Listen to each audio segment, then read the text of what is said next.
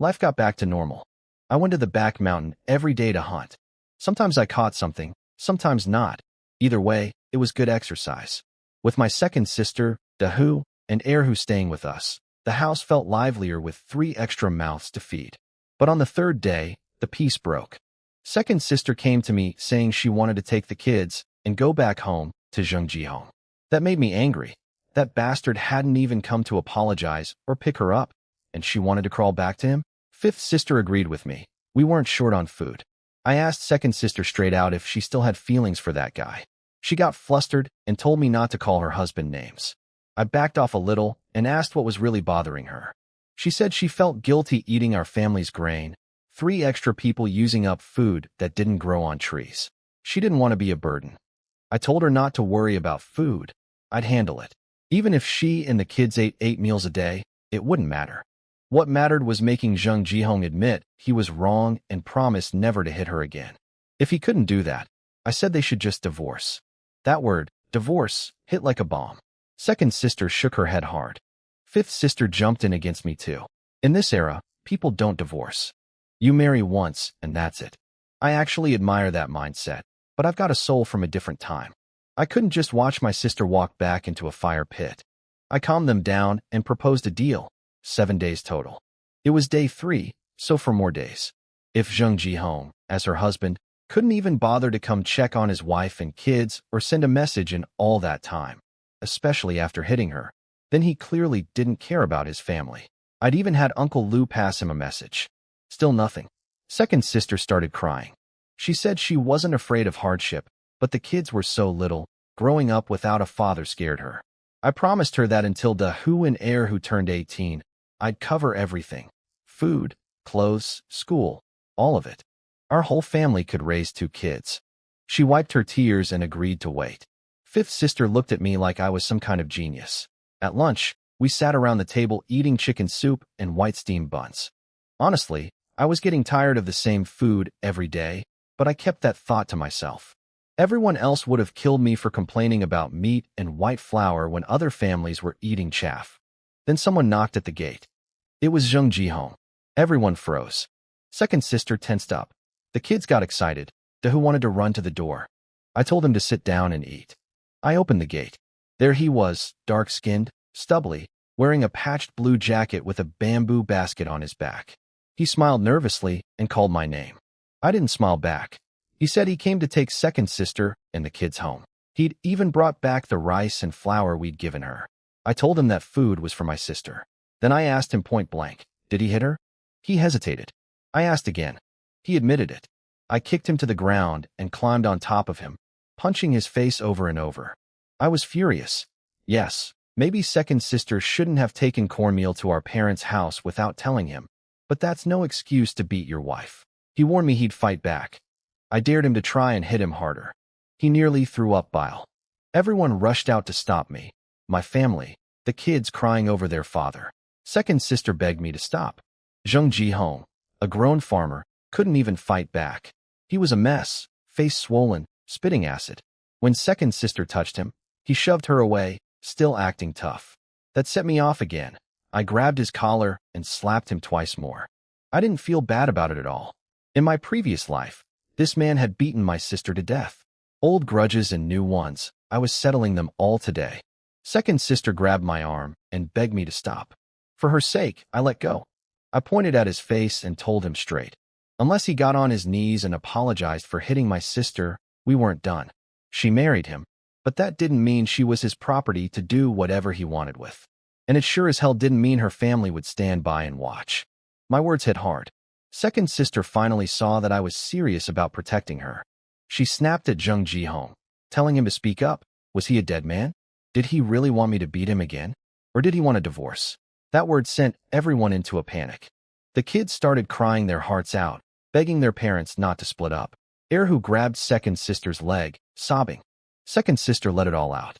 She told Zheng Jihong she'd been married to him for 10 years, gave him 2 sons, and all she did was bring 3 jean of cornmeal to her brother's matchmaking, and he beat her for it. She asked what would happen next time her family needed help. Would he just kill her? Mom told everyone to stop standing around outside making a scene and take it inside. Everyone looked at me. I just smiled and walked in first. Zheng Jihong struggled to his feet. I'd really done a number on him. His stomach was still cramping. But he didn't want a divorce. He knew he'd never find another woman as good as second sister. She kept the house running, cooked, worked hard. His real problem all these years was that her family was poor and kept needing help, like a bottomless pit. But this time, seeing how we'd brought food and paid for Erhu's hospital visit, his thinking had started to shift. He knew he couldn't have afforded that hospital bill himself. If Erhu hadn't pulled through on his own, that would have just been fate to him. He walked into the yard, and the first thing he said was, "I don't want a divorce." I agreed right away. Everyone stared at me, surprised. I told Dahu to grab his dad a stool. Zheng Jihong refused, but I insisted. Couldn't have people thinking we were bullying him. Fifth sister nearly laughed out loud at that, considering I'd just beaten the man half to death. I laid it out calmly. I told him to think about it. Second sister spent years bearing his children, running his household, and he repaid her by punching her face black and blue. Didn't he owe her an apology? And beyond that, we were family. When we saw second sister going hungry, we brought food. When Erhu was sick and they had no money, we stepped up. So when second sister helped her family out with a little cornmeal, how was that wrong? Nobody could argue with that. Second sister was already in tears. I told him if he truly wanted to stay married, he had to promise never to raise his hand against her again. Life throws hard times at everyone, but you get through them together. If he didn't want that, we'd take care of second sister ourselves. No big deal. Zheng Jihong dropped to his knees right there in front of everyone. He held up 3 fingers and swore to second sister he'd never hit her again. She told him she believed him and rushed to pull him up, calling Dahu to help. He looked at me. I sighed and told him since second sister forgave him, I had nothing more to say. He thanked me. I just smiled and said I hoped he wouldn't hold a grudge. I told second sister what I always told her. No matter what happens, her family will always have her back. Mom called everyone to eat before the food got cold. We invited Zheng Jihong to join. Fifth sister and the others were suddenly warm and friendly, telling him about the chicken stew. After the meal, second sister pulled me aside. She thanked me and said Zheng Jihong promised to help our family whenever we needed it. She said they'd head home after saying goodbye to everyone. I slipped her 50 yuan and 5 jin of grain coupons. She refused at first, but I told her to keep it in case of emergencies. She finally took it, insisting it was a loan she'd pay back.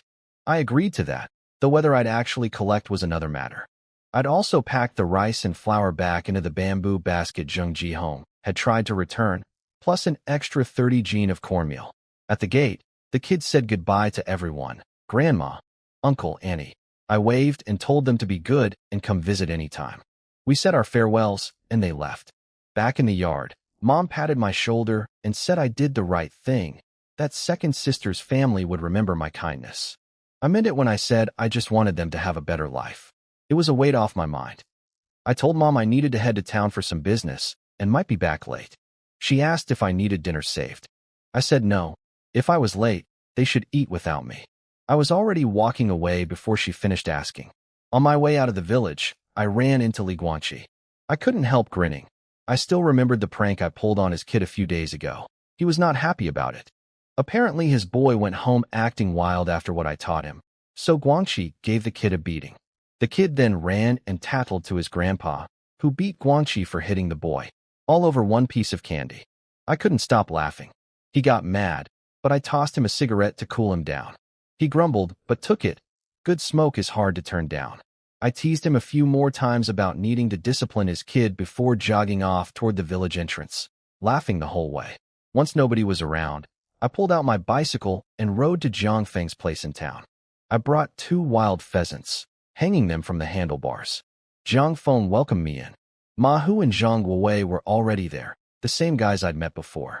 They were sitting around a table with fried peanuts and a bottle of cheap liquor. Ma Hu poured me a drink right away and thanked me. He'd already heard from his father-in-law about the wild boar I'd delivered. That had only taken me a day or 2, and it really impressed him. Jiang Feng and Zhang Guowei's eyes lit up when they heard a whole boar. I played it off as luck. The village happened to catch one. Jiang Feng got a little jealous and said next time I should think of him first since we'd known each other the longest. Ma Hu told him to calm down. A whole pig wasn't like a couple pounds of meat. I smoothed things over by pointing out I'd brought 2 pheasants today. Jiang Feng slapped my shoulder hard and toasted me. I suspected that slap was payback. We all raised our glasses together. The liquor burned going down, and I had to chase it with peanuts fast. I asked why they were all here on a Sunday. Zhang Guowei said they came to Jiang Feng's for a meal, but there was nothing except peanuts. Ma Hu's wife and kids were at her parents' place, so he had nothing better to do. They started figuring out whose turn it was to pay. They agreed it was Zhang Guowei's turn. I said I didn't care who paid, which got me called out for being shrewd. Zhang Guowei looked at the pheasants and offered 5 yuan each, about 1 to 2 jin per bird. I thought that was too much, but nobody else flinched. Zhang Guowei explained that meat was nearly impossible to buy right now. He gestured north, and I understood immediately. I'd heard about the situation from Director Qian before. I told them to only pay for 1 pheasant. The other was my treat for the 3 of them. They protested, saying they all had steady jobs and salaries, but I asked them a favor instead. I told them all 3 had iron rice bowl jobs and knew a lot of people. Could they help me find out if there were any open work positions available? I said I'd pay whatever a work quota cost. I wouldn't put them in a difficult spot. Ma Hu frowned and asked if his father-in-law hadn't already offered me a position. I confirmed he had, but I turned it down. This wasn't for me. It was for my 5th sister. Zhang Guowei got serious and warned me that buying a work quota wasn't cheap. He'd heard of one going for 500 yuan. Jiang Feng thought that was too high, maybe 300 or 400. But Zhang Guowei pointed out that one was for a top-tier position, which was different. Jiang Feng shut up. Different jobs really did cost different prices. I said 500 was fine, as long as it could be transferred to my 5th sister's name. All 3 looked at me with envy, saying they wished they had a brother like me. What they didn't know was how much my sisters had sacrificed for me in my past life. Spending some money was the least I could do, but I kept that thought to myself. The 3 guys were happy to call me their brother. Zhang Guowei slapped his chest and promised my business was his business. He'd ask around about work positions and send Jiang Feng to let me know as soon as he found something. We raised our glasses and drank. The mood was great, almost like we were ready to become sworn brothers. I didn't stick around too long. Once the chicken was almost done, I made my excuse and left. I really did need to get to the county town. With my bicycle, the ride from town only took about half an hour. I bought a bamboo basket for 5 fun. The last one went home with second sister full of grain. Having a basket made shopping much easier. Handmade stuff was dirt cheap in this era, the exact opposite of the future. The department store was packed as usual, like nobody had jobs. I headed up to the 2nd floor fabric counter, and right away Sister Ho recognized me. She worked there, so it wasn't really a coincidence. I told her my name, and that everyone called me Lao Lu. She was warm and friendly as always. As long as she wasn't trying to set me up on blind dates, we were fine. I told her I wanted to buy some cotton cloth and cotton batting since winter was coming. She asked if I had money and coupons. I did. She immediately called over to the next counter where her colleague Yufeng worked and told her I needed fabric and cotton. What happened next was something else. Yufeng shouted for people in line to move aside and let me through. Someone grumbled about waiting a long time. Yufeng snapped back. If they didn't like it, they could go complain, and if they said one more word, she'd stop serving them entirely. The complainer shut right up. I was stunned, but everyone else acted like this was completely normal. This was what going through the back door looked like in broad daylight. Sales clerks had real power in this era. If they refused to sell to you, you had 0 options. That's why being a sales clerk was one of the top 8 jobs. Yufeng turned sweet with me though. I asked for 10 meters of cotton cloth and 15 jin of cotton batting. She told me cloth was 8 mao per chi, cotton was 1 yuan 50 per jin, but she could only sell me 10 jin of cotton today. I'd have to come back for the rest. I agreed and thanked her. She measured everything quickly and even tied it all up neatly with rope for easy carrying. The total came to 39 yuan. I paid without hesitating. Back at Sister Ho's counter, she said she was glad to help but wanted to ask me a favor too. She pulled me aside to a quiet corner where employees usually took breaks. She got straight to the point. Her husband was going on a business trip to another province soon. He needed national grain coupons because local ones didn't work outside the province. She'd been to the black market several times, but only managed to get 3 or 5 jin worth, nowhere near enough. She looked stressed. I asked how much her husband needed. She said 15 jin for a 20-day round trip. She offered to trade 3 jin of local grain coupons for every 1 jin of national coupons. all without expiration dates. I reached into my pocket and pulled out 20 Gene of National Grain coupons from my Spirit Spring space. I told her 15 might not be enough. What about meals where her husband needed to treat people? She should take all 20. Sister Ho was speechless. She hadn't expected me to have them on me right then. She was thrilled. 20 Gene plus what she'd already gathered would be more than enough, even with a few dinner invitations. Then, she got embarrassed. She'd just promised to trade local coupons, but realized she didn't have any on her. They were all at home. She hadn't expected this to happen so fast. She asked me to wait while she ran home, saying she'd be back in 20 minutes. I told Sister Ho not to bother running home. I trusted her. She could take the 20 Gene of National Grain coupons now and pay me back whenever it was convenient. She was deeply moved. 20 Gene of National coupons wasn't a small amount, and we weren't even family. I just smiled and said she couldn't exactly run away. Even if the monk escapes, the temple stays. She laughed at that and promised she'd remember this favor. Then I asked how long she'd been working at the department store. Almost 20 years. She'd taken over her family's work position at 18. She caught on that I was after something and told me to just say it. She might be just a sales clerk, but 20 years in the business meant she had connections. I asked if the department store had any open work positions for sale. She gave me a suspicious look and asked if this was for a girlfriend. I quickly denied it. I was too young for marriage. This was for my fifth sister. My biological sister, I added. She laughed and said I didn't need to explain so hard. She told me there actually was one position available. A woman named Sister Lee at the candy counter was about to retire. Her son was in the army and her daughter's husband's family had already arranged work for the daughter, so she wanted to sell her position. But it wasn't cheap. 600 yuan. Sister Ho said she could probably talk it down to 550, given their years working together. But that was the limit. This was one of the top 8 positions, and plenty of people would jump at the chance. I stayed quiet for a moment, and Sister Ho assumed I couldn't afford it. She offered to lend me whatever I was short and let me pay her back once my sister started earning wages. She explained the job paid 18 yuan a month during the trial period, then 23 after becoming a full employee. I told her 550 was no problem and pulled out a thick stack of big black tens. Her eyes went wide. She asked why I was carrying so much money. I made up an excuse about already planning to look into work positions today and just getting lucky. She said I clearly came prepared. I didn't argue. She counted the money carefully, exactly 550. She offered to write me a receipt, but I refused, saying that would be insulting between us. She laughed and said I was young but bold in how I handled things. She promised to take care of everything and told me to bring my sister tomorrow to handle the paperwork and set up a grain ration book. I was surprised it could happen that fast. She looked proud and said she always followed through on her word. I gave her a thumbs up and promised to treat her to a meal once it was done. I also asked if the workplace had housing. She said there were employee dorms, 5 yuan a year. You just had to cook for yourself and file an application. That was a good deal, way better than commuting back and forth. After saying goodbye, I loaded up my bicycle, the bamboo basket stuffed with cotton batting, 10 meters of cloth tied to the back seat, and headed home. Now that I had my bicycle out in the open, I could start showing some things gradually. But money was getting tight. After buying the work position, I had barely 100 and some yuan left, not even 200 total. I felt poor. Anyone else hearing me say that would have wanted to strangle me, but it was how I felt. I need to sell pork a few more times. At least food wasn't a problem. My Spirit Spring space had just harvested another round of corn, over 4,000 Gene if I ground it all into cornmeal. Plus the rice, flour, and corn flour from before, my family alone couldn't eat through it in 10 years. I'd also planted soybeans on the black soil.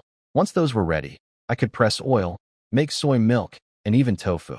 The leftover bean dregs could feed livestock. Too bad the space couldn't raise animals. That would have been perfect. By the time I got back to the village, riding my bicycle caused a sensation. Kids chased after me yelling about the bike. Neighbors gathered around, eyes wide. Everyone showed up: grandpa, grandma, second uncle, his wife, Li Daqiang, Li Guangqi, the whole crowd. They couldn't believe it. A bicycle was a first for our village. Mom came out too, shocked, asking when I'd bought it. I told her I didn't buy it. I borrowed it from someone. I said I needed it tomorrow to take fifth sister to the county department store because she was starting a job there. That hit everyone like a thunderbolt. Mom asked if fifth sister was really going to work at the county department store tomorrow. I nodded like it was the most obvious thing in the world. Why else would I borrow a bicycle? Everyone stared at me. This was one of the top 8 jobs, the kind people would set off firecrackers to celebrate. But I acted like it was nothing, which left them speechless. Grandpa Li Shanjin broke the silence, saying it was wonderful news. Fifth sister would be eating commercial grain from now on. Ma Fong congratulated fifth sister, calling her a future city person. All the women looked at her with pure envy. Just days ago she'd been digging wild vegetables with them, and now she was becoming a sales clerk in the city. Fifth sister's face turned bright red. She didn't even know what was happening until she heard everyone congratulating her.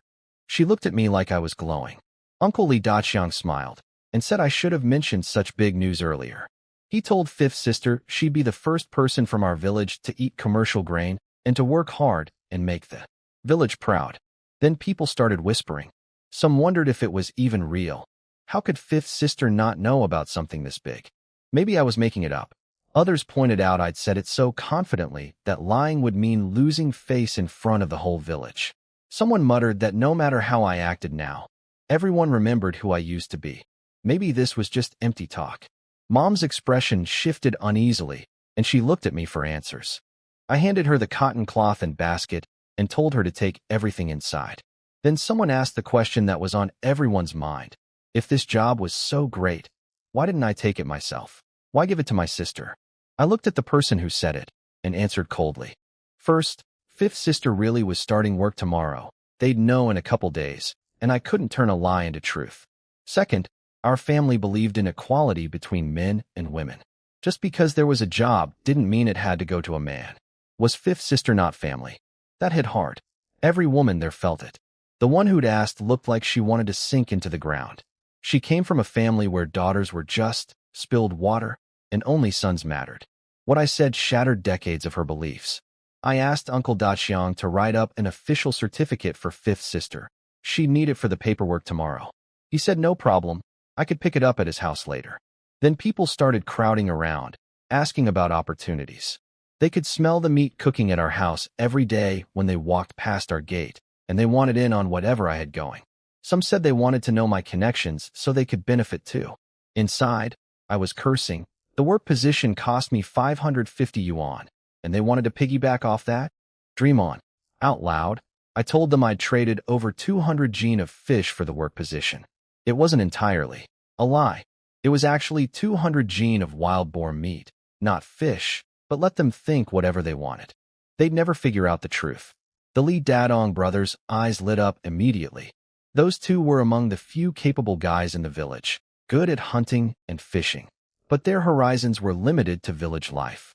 Everyone got excited asking if 200 jin of fish could really buy a job. Even Grandpa and second uncle were staring at me. I confirmed it and spun a story. I'd been fishing when I met a guy who happened to be the logistics director at a research institute. He only had one spare work position, and he traded it for my fish. It was pure luck. Had I ever heard of trading fish for a job before? Had they? Of course not. People nodded and sighed with disappointment. It was like winning the lottery. Even if they caught that much fish, nobody would trade a job position for it. Some cursed Director Qian for being a fool, swapping a job for fish. But that wasn't my problem. They could hardly go track down Director Qian to verify the story.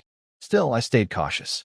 There's an old saying, people don't mind being poor, they mind being unequal. My story was convincing for now, but these were dangerous times. Jealous people existed everywhere, and in a few years when the political storms came, having too much could get you destroyed. I raised my hand and told everyone to quiet down. I wasn't finished yet. Everyone went quiet and stared at me. Mom and the others rushed back outside, worried I was about to drop another bombshell. I'd been causing too many surprises for her poor heart. I looked around and settled my eyes on Uncle Daqiang.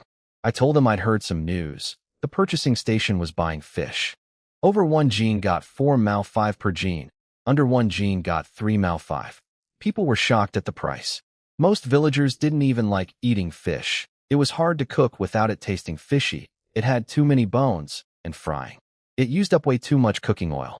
Families treated their tiny oil supply like treasure, barely dipping chopsticks in it for regular meals.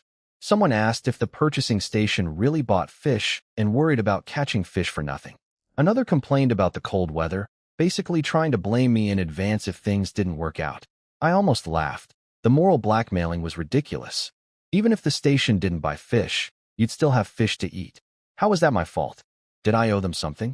The only reason I shared this information was because our family eating well every day was drawing too much attention. I needed to give people something else to focus on. Uncle Daqiang shut up the complainer, a guy called Li Guizi, with one sharp look. He told him I was right and threatened to report anyone spreading bad talk to the commune for reform labor. Li Guizi turned white as a sheet. That threat was like a nuclear weapon. Nobody dared say another word. Uncle Daqiang then asked me to explain everything properly. I said I'd heard it from the supply cooperative, and the purchasing station was right next door. If people didn't believe me, they could walk over and ask themselves. Li Dadong backed me up loudly, saying a few extra steps of walking never hurt any farmer. Everyone laughed. Nobody wanted to admit they were too weak to walk. Uncle Daqiang added a warning. Production tasks from higher up couldn't be delayed. Anyone who neglected farming for fishing would answer to him. Then he dismissed everyone. People left buzzing with excitement. At 4 mao 5 per gene, catching a few gene of fish a day would match or beat a factory worker's monthly wage. Half the village would be lying awake tonight dreaming about getting rich. Of course, fishing wasn't easy. They didn't have my spirit spring space. When I fished, it was basically restocking, not real fishing. Soon only Uncle Daqiang, Grandpa, Grandma, and second uncle's family remained. I handed out cigarettes and lit one myself. Uncle Daqiang told Grandpa his grandson was really something. Grandpa beamed proudly, saying his sons might not amount to much, but his grandson would definitely make it big. Second uncle didn't say a word. He just quietly smoked his cigarette, wounded by the old man's casual insult. Grandma said she didn't expect everyone to be grateful, but she didn't want people like Li Guizi trying to take advantage of her precious grandson. Uncle Daqiang got fierce and swore he'd skin anyone who tried. Grandma's pot stirring was perfect. I gave her full marks in my head. Uncle Daqiang told me to come pick up the certificate tonight. He said anyone helping the village eat better was a benefactor, and he wouldn't tolerate anyone bad-mouthing me. He'd already half-believed my story anyway. The Zhonghua cigarettes I kept handing out cost 7 mao 2 per pack, and not just anyone could afford those. Grandpa and the others left too. They politely refused Mom's invitation to stay for dinner, saying they had grain at home from what I'd sent over last time. Grandma made me promise to visit soon and said she'd cook my favorite food. Once everyone was gone and I pushed the bicycle inside, Mom and fifth sister surrounded me immediately. Now that we were alone, fifth sister finally dared to ask, did I really trade 200 gene of fish for her job? I told her flat out it was fake. 200 gene of fish wasn't worth nearly enough. Her expression shifted fast. I sat down and asked for water before explaining. The job was real, but I'd bought the work position for 550 yuan. All three of them were stunned. 550 yuan was an unimaginable amount. Nobody in the entire village could pull that much together at once. In the countryside, you could build a mud brick house for 20 yuan. 550 made people dizzy just thinking about it. I smiled and laid out the details. 550 for a sales clerk position, one of the top 8 jobs. 18 yuan a month during the 1-year trial, 23 after becoming permanent. Fifth sister's eyes went wide. She said I should take the job myself since it was so good. I told her the position was bought specifically for her and not to worry about me. Did she really think I couldn't find work? Mom backed me up and told fifth sister to just do what I said. But Mom also made it clear this was a favor and fifth sister needed to remember it. She said fifth sister should keep 5 yuan a month for herself and give the rest of her salary to me until the 550 was paid back. Fifth sister eagerly agreed, even offering to keep only 3 yuan. I told her to keep 8. She'd need to eat, and she couldn't exactly run home for every meal. That settled it. Fifth sister still felt like she was dreaming. Commercial grain, a city job, one of the top 8 positions, she'd never imagined any of it. Sister-in-law Yumei was happy for her too. She quietly got up to cook, and fifth sister followed to help. I stopped them both. One more thing, I'd brought back cotton cloth and batting, and I needed fourth sister-in-law to make each of us a set of padded winter clothes. Mom immediately started with the old routine. Her clothes were still fine, New ones should go to me first, and fifth, sister needed to look decent for work. Sister-in-law offered to skip herself and Dia too, saying she could just alter old clothes. I shut that down. I said if we had the means, everyone got new clothes. I called Dia over and she toddled into my arms, clinging to me like I was her father. That melted everyone. Mom gave in and told sister-in-law to do it my way. Sister-in-law jokingly warned Dia she'd better be grateful to her uncle when she grew up. Dia just babbled and giggled. Mom then asked when I was going to give her a grandson. I said we'd agreed I'd bring home a city girl as a wife, and these things took time. She rolled her eyes. Then she asked if I had enough money left. I said yes and told her I'd sold 2 wild boars, but she had to keep that quiet. She looked at me hard. She'd already suspected something, with me constantly bringing things home. Hearing about 2 boars still shocked her. She told me to be careful and not get hurt. I promised I would. I also mentioned that after dropping off fifth sister tomorrow, I'd bring more grain home, and we should go visit my eldest sister soon. Mom agreed to come along since big sister married far away and she worried I'd get lost going alone. After dinner, I took fifth sister to Uncle Daqiang's house. His wife, Auntie Ma, welcomed us warmly. I gave her 5 or 6 white rabbit candies for the kids. She tried to refuse, but took them happily. She'd never seen candy this nice. Their 3 kids were practically drooling. She gave them 1 each, and they stuffed them in their mouths instantly, faces pure bliss. I pulled out an unopened pack of Zhonghua cigarettes, lit one for Uncle Daqiang and one for myself, then slid the whole pack across the table to him. He asked what I was up to. I said it was just a pack of cigarettes. Consider it a gift from my uncle. He pushed it back, saying 1 smoke was plenty and these were too expensive. I smiled and said calling him uncle meant I could share a few cigarettes. It was just 1 fish worth of smokes anyway. He choked on that, called me a little fox who was practically becoming a con artist. He handed over fifth sister's signed and stamped certificate. The relationship with the village chief was in good shape. Uncle Daqiang accepted the cigarettes and said he was genuinely happy to see how much I'd changed. He told me he'd already dealt with Li Guizi and not to take the afternoon's trouble to heart. He said if I helped the village eat better, I was a benefactor, and anyone who talked behind my back would answer to him. I admitted I was worried some people would get jealous, the ones with no skills who'd complain when they saw others making money. Uncle Daqiang got serious and said I should trust him and the collective. If people couldn't catch fish, that was their problem, not mine. You don't blame the outhouse when you can't take a dump, he said. I'd considered buying up all the fish villagers caught and reselling it through the purchasing station myself. I even had Director Qian's purchase certificate, but I dropped that idea fast. This wasn't the reform era where getting rich first was encouraged. If I got caught, that was speculation and profiteering, a bullet to the head. Besides, the real money was in my Spirit Spring space crops. What I really needed was a legitimate explanation for where my money came from. Fishing plus the purchasing station created the perfect cover story. Once fifth sister had her job and salary, there'd be visible income, and nobody could question much. I brought up another idea with Uncle Daqiang. Winter was coming, and we needed firewood for cooking and heating. Since I was the only man in my house, I proposed going hunting in the mountains again. Whatever I caught, I'd hand over to the village to distribute, same as last time with the boar. In exchange, each family that got meat would bring a load of firewood. He didn't agree right away, saying he needed to think it over and consult people first. I said that was fine. His wife Annie Ma couldn't understand why he hesitated. She'd loved the boar meat last time. He snapped that mountain animals belonged to the collective, not to me personally, so he couldn't just approve it. She argued back that collective property meant nothing if you couldn't eat it, and a load of firewood for pork was a deal anyone would take.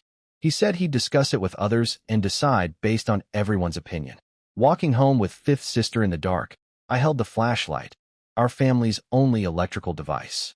She asked if I really planned to trade meat for firewood, saying she and mom and sister-in-law could gather firewood themselves.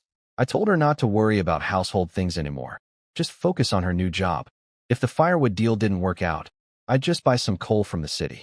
Back home, I told her to rest early. I spent some time in my Spirit Spring space before falling asleep. Next morning, fifth sister came out with dark circles under her eyes.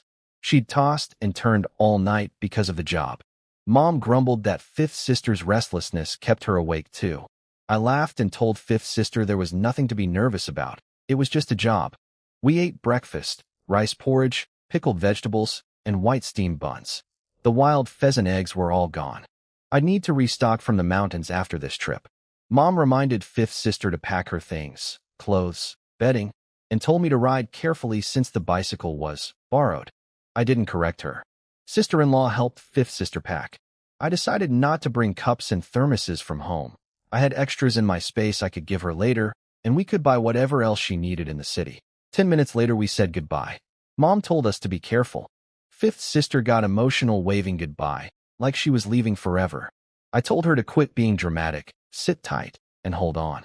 I pedaled fast, and she grabbed my waist, yelping. We reached the county by 9 in the morning.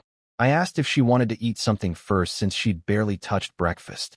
She shook her head and said let's report in first. I brought her to the department store. She stared at everything wide-eyed, like a country grandmother visiting a palace for the first time. She asked if she could really work here. I nodded and said of course. Let's go upstairs to meet Sister Ho, the one who helped me find the position. Sister Ho's face lit up when she saw me. She called out to Yufeng to cover her counter and led us to a break room. She thanked me again for the grain coupons. Her husband had been thrilled. I said I was happy to help. She looked fifth sister over and asked if this was the sister I'd mentioned. Fifth sister stood up nervously and introduced herself. Sister Ho told her to relax. She and I got along well. And now that they'd be co-workers, fifth sister could ask her anything. Sister Ho pulled out a folded paper from her pocket, the work position certificate she'd bought from Sister Lee. She said fifth sister just needed to take it and report in. I confirmed everything was good and teased that fifth sister hadn't slept all night over this. Fifth sister blushed and looked down. Sister Ho laughed and said she'd been the same way when she first started working. She told fifth sister the job was mainly dealing with customers, so being shy wouldn't cut it. I asked her to look after my sister since she wasn't used to being around people. She said she would have done that even without me asking. She checked our village certificate, found everything in order, and took fifth sister to the personnel department. The paperwork went fast with the work certificate and village documents. The trickier part was going to the police station with the personnel papers and household registration to create a new urban residence permit, what people in later years would call converting from rural to urban status. Only with a city household registration could you get grain rations and commercial food supplies. Rural people had to buy expensive, unsubsidized grain. That's why everyone was desperate to become a city resident. By noon, everything was done. Fifth sister held her new booklets with barely contained excitement. She said she was a city person now, and it felt like a dream. I told her that in a few decades, people might beg her to become a city resident, and she wouldn't even want to. She didn't believe me. Sister Ho thought I was just joking to make my sister feel better. Only I knew it was the truth, but it would take another 40 years, so explaining was pointless. I thanked Sister Ho for all her help. She waved it off, saying our friendship was beyond such formalities. Then she handed me 60 jin of local grain coupons, the exchange for the 20 jin of national coupons, at the 3-to-1 rate we'd agreed on. The coupons came in 1, 5, and 10 jin denominations, all without expiration dates. I glanced at them once and pocketed the whole stack. I invited Sister Ho to lunch. She tried to decline, but I insisted. We'd agreed on it, and if she refused, I'd feel bad about accepting the grain coupons. She gave in. We went to the state-run restaurant. I ordered red braised pork for each of us, 3 vegetable dishes, and rice. The total was 2 yuan 60 fen plus 1 jin in grain coupons. For me, it was an ordinary meal. For most people, it was 3 days' wages. After eating, Sister Ho thanked me for treating. I said the food here was too plain anyway. Next time I'd bring something really special that would make her want to swallow her own tongue. Fifth sister wondered what could possibly taste that good, dragon meat from heaven? Sister Ho doubled over laughing and said she'd hold me to that promise. Then Sister Ho took us to the employee dormitory, an older courtyard compound with 7 or 8 households. She handed the key to fifth sister and pointed out her room. She said the living conditions weren't fancy. She'd lived here herself before marriage, then moved to the apartment her husband's work unit provided. She said her place wasn't far and she'd take us to visit sometime. She told us to check what was missing and coordinate with the warehouse department, then headed back to work. Fifth sister's hand was shaking as she held the key. I tried not to laugh. She finally opened the door. Inside was better than I expected, a bed frame, a wooden desk, and a simple earthen stove already built in. The downside was that the cooking area and sleeping area were in the same room, with no ventilation for the smoke. But fifth sister had stars in her eyes, so she clearly loved it. She thanked me. I told her to save the thanks and clean the place up so she'd have somewhere to sleep tonight. She huffed and said she wasn't a child. She could take care of herself. She asked me to tell Mom that everything was great here, not to worry, and that she'd come home on her days off. I told fifth sister I'd be back and went out to buy supplies. When I returned, she'd already tidied up the dormitory nicely. I came and loaded down like a pack mule: a thermos, enamel mug, toothbrush, toothpaste, towel, cooking oil, salt, soy sauce, vinegar, plus 20 gene each of rice, flour, and cornmeal, and an extra 10 gene bag of corn flour. Fifth sister covered her mouth in disbelief. I told her to stop staring and help me unload. Once everything was put away, I told her to hide the rice and white flour so nobody would see, but she could leave the cornmeal out in the open. Then I gave her 30 gene of grain coupons and 50 yuan. I told her to buy whatever she still needed and keep the rest for emergencies. She broke down crying on my shoulder, saying she was supposed to be the one taking care of me, and I was making her feel useless. I patted her back and said we were family. She'd looked after me growing up, and now it was my turn to stand up for her. She shook her head hard and said she had more than enough. I told her to eat properly, spend money when she needed to, and not worry about Mom. I had things covered at home with sister-in-law. Watching me leave, her eyes got wet again. In my past life, fifth sister had done the hardest labor and suffered endlessly for me. She only got my leftovers and hand-me-downs. When she grew up, our family sold her to an old widower in the mountains for 20 yuan of bride price money, all for my sake. This life, I'd finally changed her fate. That felt good. It was still early, so I ducked into an empty alley, put the bicycle back in my space, and walked to the research institute. The gate guard recognized me right away. He said everyone at the institute remembered me for solving their meat problem. I handed him a cigarette and lit one myself. He said my cigarettes had ruined him for anything cheaper. I tucked an extra one behind his ear. He gave me a thumbs up and said I had class. He told me Director Qian was in his office and I could go straight in. Then the old man snatched his cigarettes and walked into the guard booth without another word. I stood there dumbfounded. He got his smokes and just ditched me? No small talk. He yelled back that he was a grown man and had nothing to chat about with a kid. I tossed my cigarette butt and muttered that I'd remember this next time. I knocked on Director Qian's door and went in. His face lit up when he saw me. He said he'd just been thinking about me. I joked that he was probably talking behind my back. He rolled his eyes and pushed a cup of tea my way. I asked what was bothering him. He said he was stressed about hosting duties. Important guests were coming. I reminded him that Chef Yang's cooking was excellent. He said the cooking was fine, but there was nothing to cook with. Then he stared at me. He asked if I'd come here just to chat. I grinned and said I couldn't fool him. I asked if they still needed wild game. He slammed the desk so hard I jumped. His smile grew wider and wider. He said he knew I was capable and told me he'd buy whatever wild meat I had. No questions asked. I asked how they'd run through a whole boar so fast. He said one pig split among several hundred staff lasted 2 or 3 days, and they still had to save some for the VIP dining room. I admitted that didn't sound like much after all. I told him what I had: wild pheasants, wild boar, and a few fish. He slapped his thigh and said I'd saved him again. With the meat covered, he just needed a few vegetable dishes and the leadership dinner would be perfect. He asked where the goods were. I hadn't brought them yet, so he read my expression and told me to go borrow the institute's tricycle cart. Just say he sent me. I gave him a thumbs up and said he always knew exactly what I was thinking. He told me to hurry. The guests were arriving at 7 tonight. I found Chef Yang at the kitchen and he was all smiles. He asked if I was bringing more good stuff. I nodded. We'd done this before, so he knew the drill.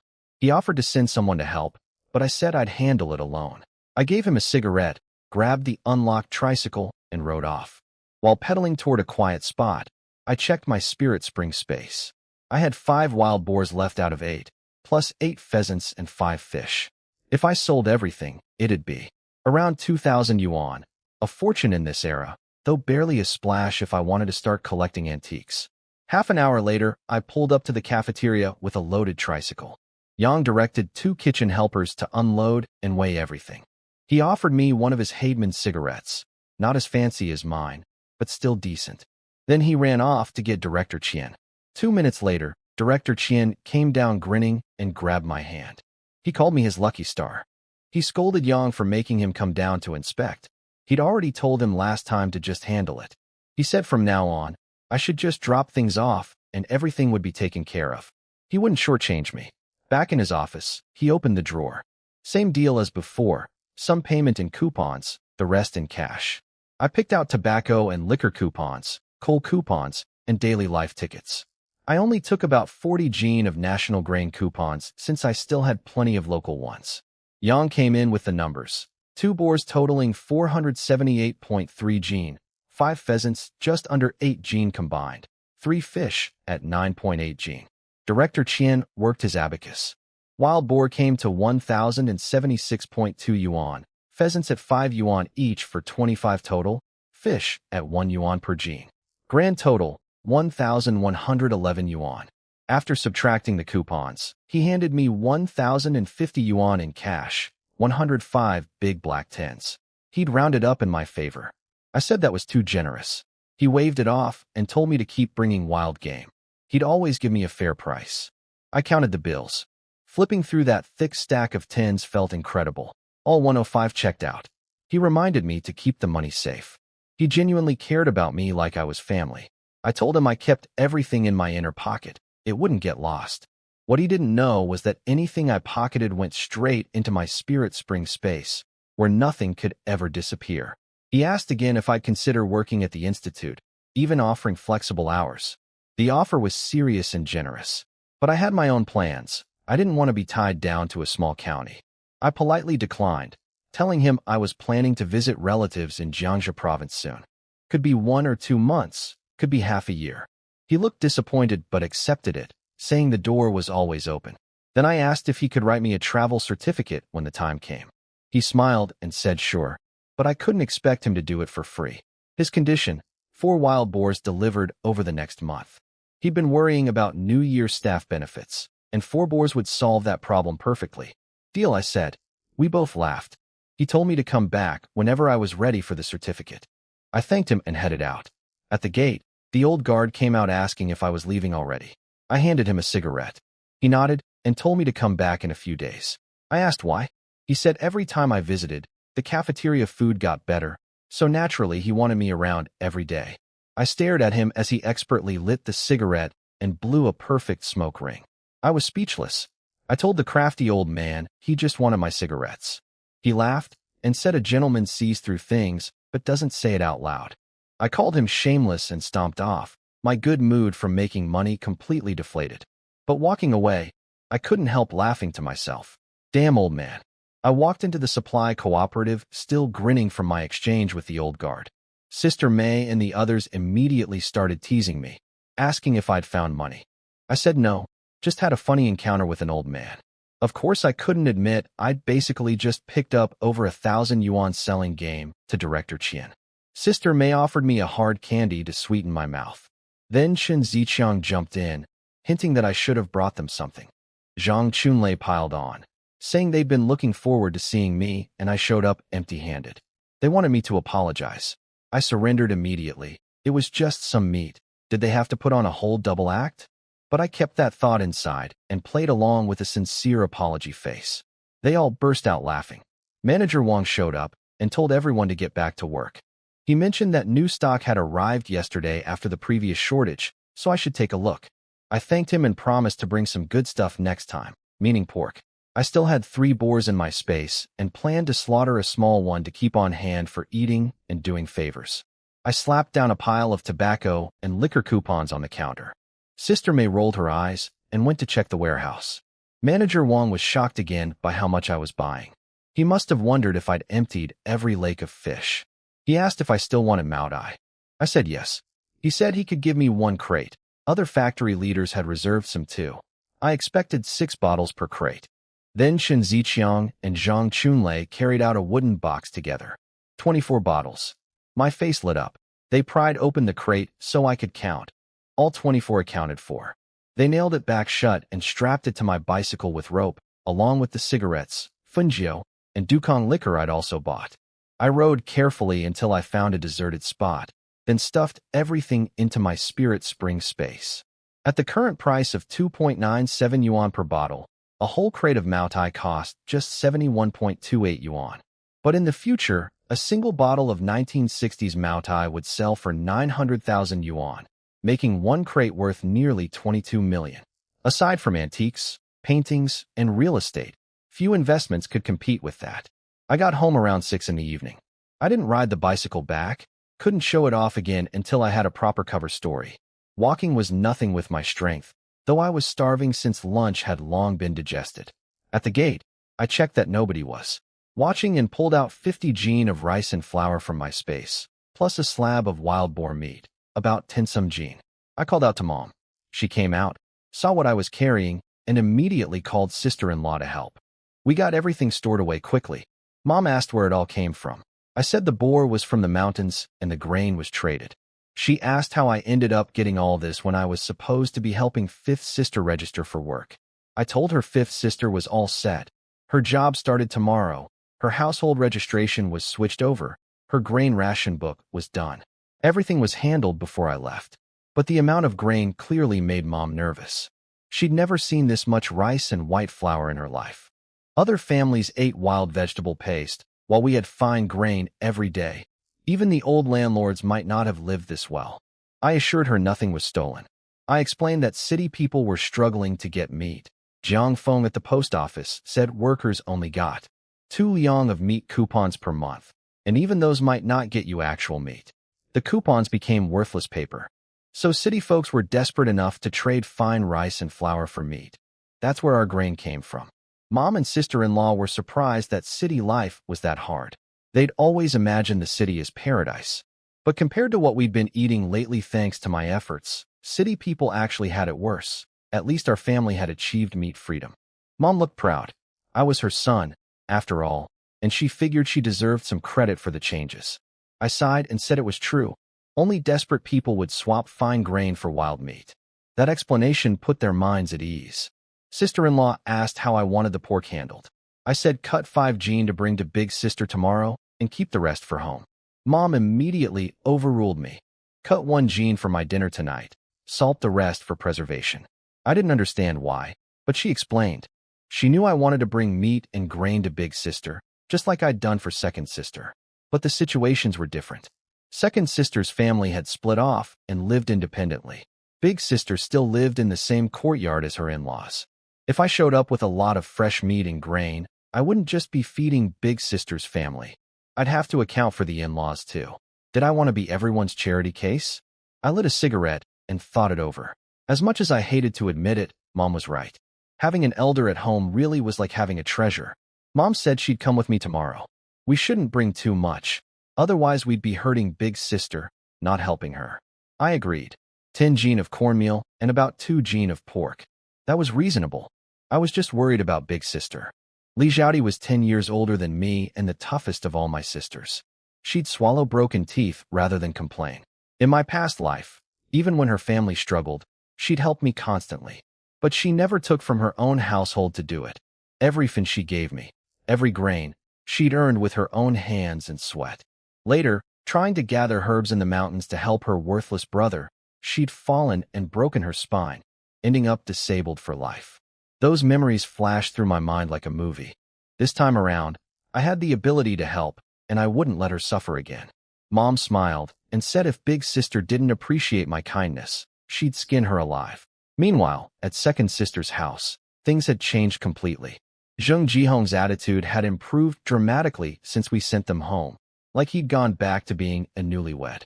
The kids were happily gobbling down flour dumpling soup, and second sister felt a wave of contentment. A full belly and family harmony. That was all she wanted, and she knew it was all because of me. Having family backing you up made all the difference. Then Zheng Jihong surprised her. He nervously asked if they could spare 5 jin of grain for his own parents. He'd gone back to check on them, and found they had nothing left, surviving on 1 bowl of wild vegetable paste from the village canteen each day. His eyes had gone red. He finally understood what family supporting each other really meant, the lesson I'd beaten into him. Second sister agreed right away and even asked if 5 jin was enough. She just said not to take the rice or white flour. That could cause trouble for me. Take the cornmeal instead. Zheng Jihong grabbed her hand, relieved and grateful. He said the rice and flour were given for her sake, and taking those to his parents wouldn't be right. Second sister pulled her hand away, embarrassed in front of the kids. She mentioned I'd also slipped her 50 yuan, so if they ran short, they could buy more. Zheng Jihong got so emotional he slapped himself in the face, calling himself worse than a pig for ever hitting such a good wife. The kids got scared, but he told them he was just swatting a mosquito. Dahum muttered that it was almost winter. Where would mosquitoes come from? One glare from his father shut him right up. That night after dinner, I went to my room and did some serious reflecting. Having the Spirit Spring space with its endless food had made me careless. I'd forgotten we were in a famine. During famine years, people would do anything for food, and the hardest thing to predict was human nature. I wasn't a god. I couldn't read hearts. I decided to be more low-key going forward, especially with the grain I brought out. I entered my Spirit Spring space and used my mental power to ripen the 2 acres of soybeans, then replanted with sorghum. Sorghum mixed with corn and a bit of wheat flour, making blended grain flour, was what ordinary people actually ate in this era. Pure white rice and fine flour stood out too much. With the sorghum planted, I finally fell asleep. Sister-in-law got up before dawn to make breakfast.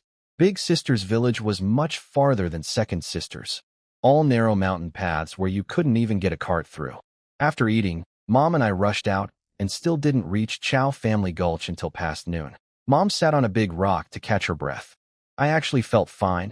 I'd secretly moved the grain and pork into my space, so I was just carrying an empty basket. Mom asked if I was hungry, and we ate some steamed buns sister-in-law had made that morning, corn and white flour mixed, slightly sweet. No side dishes, just dry buns and water. I wolfed down 4. I wanted to pull out some braised meat from my space, but Mom was right there watching. We kept walking. Half an hour later, Mom pointed at a courtyard ahead. That was Big Sister's place. She banged on the gate and called out. After a while, the door opened. Big Sister was stunned to see us.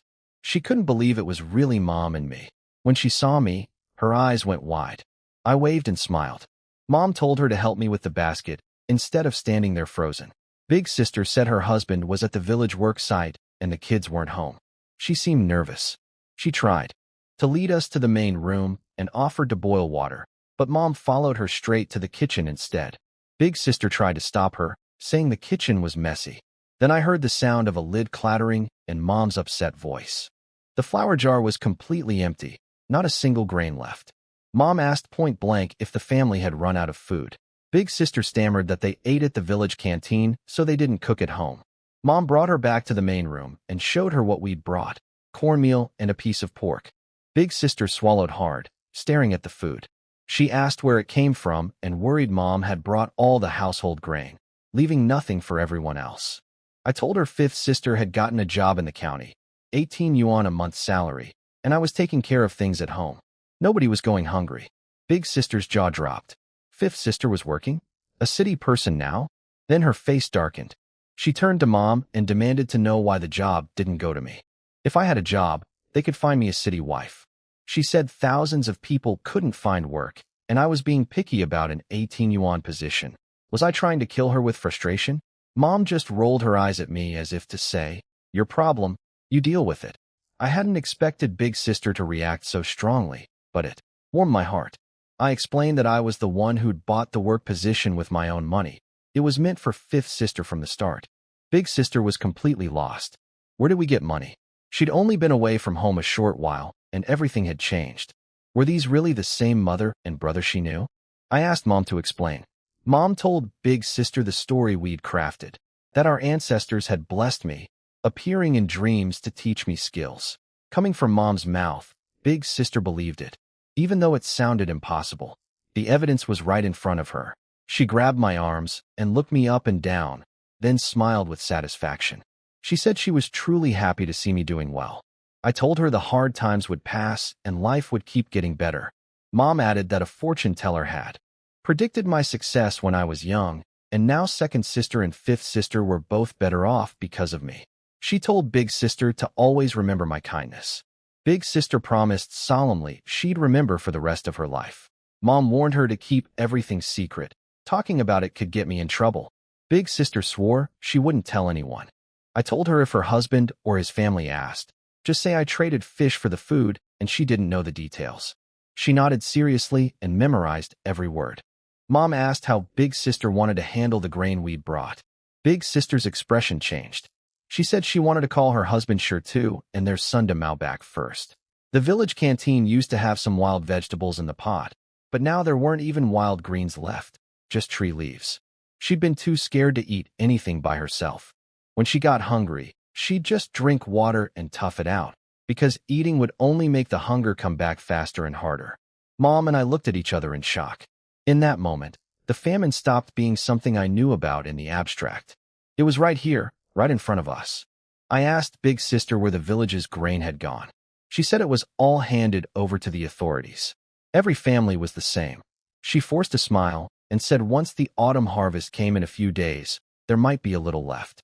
Things were tough right now, but at least nobody had starved to death yet. I was speechless. Chow Family Gulch was only half a day's walk from our village. How could the difference be this big? Mom sighed and explained.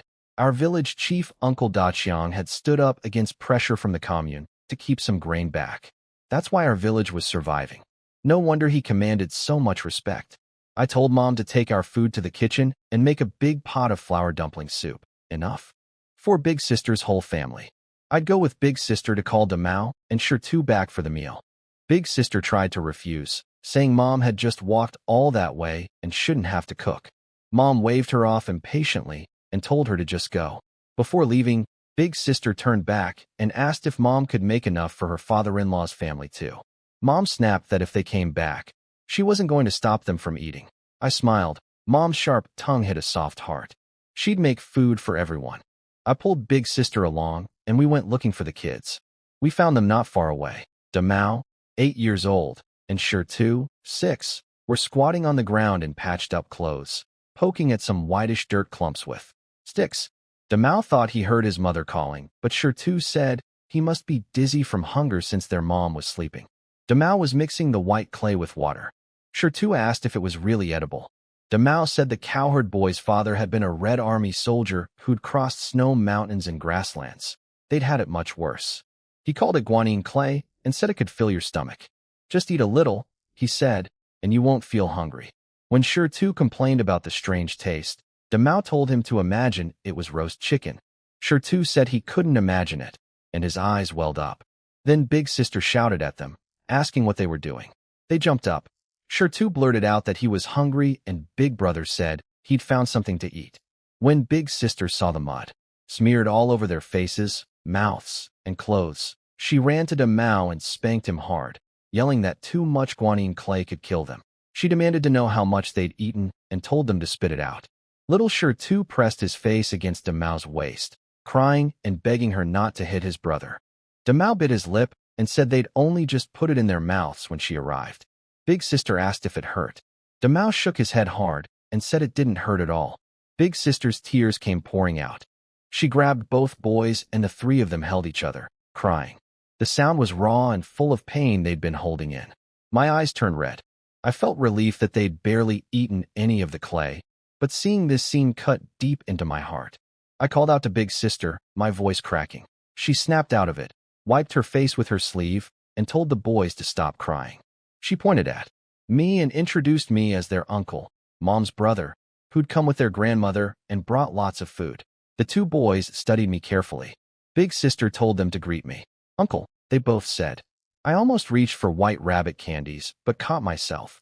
What these kids needed right now wasn't candy, but hot soup that would fill their bellies. I told them to come back with me. Their grandmother was already at the house making flour dumpling soup. I told Big Sister to hurry and called back her husband and his parents. She nodded, told the boys to follow me, and ran off. Shertu grinned and whispered to Demau, dumpling soup. Demau asked me if it was really true. I said yes, and after they finished eating, I'd give them white rabbit milk candies. Their faces lit up at the word, candy, even though they didn't know what white rabbit was. But those smiles next to the guanine clay still caked on their faces. That sight stung. Back at the house, the smell from the kitchen hit us immediately. It had meat in it too. Demau and Shertu froze, staring toward the kitchen, sniffing the air as hard as they could, like breathing deep enough might fill their stomachs. I had to be firm to pull them away for washing up. Damao insisted on washing himself, saying his mother told him he was a grown-up now. Shirtu piped up that he wasn't a 3-year-old either. He could do things himself. I smiled and said fine. They were both grown-ups. They could wash on their own. I'd just watch. But if either one didn't wash clean enough, they'd get one fewer bowl of soup. The two boys promised to wash themselves spotless. The thought of losing even one bowl of soup was unbearable. I managed to get them cleaned up with a mix of coaxing and threats. Meanwhile, Big Sister went to get her husband Chao Jiqiang and his family. Brother-in-law was the second son. He had an older brother, and they all still lived together since the family hadn't split up. The older brother's wife, sister-in-law Wu, offered to stay behind so there'd be more food for the kids. She was a kind, honest woman who'd lost her only child during a difficult birth years ago and never got pregnant again. She treated Damao and Shirtu like her own. Big Sister told her the food was enough for everyone and she had to come, otherwise nobody could eat in peace. Brother-in-law Chao Jiqiang knew our family's history. For years, our side had been like a bottomless pit that only took and never gave. He figured Mom probably brought a gene or two at most, but even that was better than nothing. Old Man Chao settled it. Regardless of how much food was brought, proper manners meant welcoming the in-laws properly. They all started walking faster. As they got closer, the smell hit them. They couldn't believe it. Was that meat? Everyone stared at Big Sister. The aroma of wild boar fat sizzling in the pot, mixed with cornmeal dumpling soup made from Spirit Spring Space grain. The smell was overwhelming. People who'd been eating boiled tree leaves for days could barely contain themselves. Big Sister was confused too, wondering when Mom's cooking had gotten so good. It wasn't really the cooking, it was the ingredients, plus the fact that starving people think anything smells like heaven. Damao and Shirtu ran out to greet everyone, begging them to hurry. Old Man Chao looked past the boys at me and said I'd really grown. I greeted them all with a smile. Mom came out from the kitchen and announced the soup was ready. Everyone washed their hands and sat down. The table was covered with steaming bowls. Old Man Chao smiled awkwardly and apologized for the state of things. Mom sighed and said she'd only come because I wanted to check on my sister. She hadn't realized how bad it was. Big Sister jumped in to smooth things over, saying everything would get better. Brother-in-law agreed, promising the autumn harvest was just days away. Under the table, I patted Mom's hand to keep her from saying anything harsh. I told them that neighboring provinces had it far worse, with people actually dying, so our area was still relatively lucky. I said I believed things would improve. Then I pointed at the two boys practically drooling into their bowls and said we should eat before they passed out. Everyone laughed and dug in. The sound of slurping and chopsticks clinking filled the room. The kids' eyes went wide when they tasted actual pork. Damao and Shirtu each ate 2 bowls. The adults had at least 3 each. They scraped the pot clean. Afterward, Big Sister and her sister-in-law washed dishes while the elders chatted. Brother-in-law pulled me aside in the yard. He thanked me sincerely and admitted this was the fullest meal they'd had in a long time. I handed him a cigarette. I actually had a good impression of this man. In my past life, he and Big Sister had a strong marriage. Even after she became permanently disabled, he'd stayed by her side and cared for her without complaint. I had no reason to dislike him. He marveled at the cigarette. The best he'd ever smoked was the cheapest 8-fun brand with no filter that burned your throat. I stuffed 2 packs of Dakiaman cigarettes into his pocket and told him it was a gift from his brother-in-law. I said if he felt awkward about it, just treat my sister well, even better than before. He recognized them as 3 Mao 5 per pack cigarettes and tried hard to refuse. He swore solemnly that he'd be good to Big Sister his whole life, or may lightning strike him down. He said smoking something this nice would be wasting it on him. Just then, Big Sister walked over with a smile, asking what we were talking about. Mom's visit and the food hadn't just fed her family. It had changed the Chao family's whole impression of Big Sister's side. For years they'd thought our family was a burden that only took. Today proved otherwise, and I could see Big Sister standing a little taller because of it. Brother-in-law stammered that they weren't talking about anything. I burst out laughing and decided to stir things up. I told Big Sister I'd given her husband 2 packs of cigarettes and asked him to treat her well. She gave him a suspicious look. He quickly said he'd tried to give the cigarettes back and swore he'd treat her well even without them. Big Sister smiled sweetly while pinching his soft flesh. She asked if he'd have any conscience at all if he didn't treat her right. He yelped in pain and swore his feelings for her were as clear as the sun and moon, all while shooting me a look that said he'd remember this. I raised my eyebrows and told Big Sister he was glaring at me. She threatened him again, and he cried out that she was leaving bruises. I was thoroughly enjoying the show. Then Big Sister turned on me, telling me to take the cigarettes back since her husband couldn't handle such fancy smokes.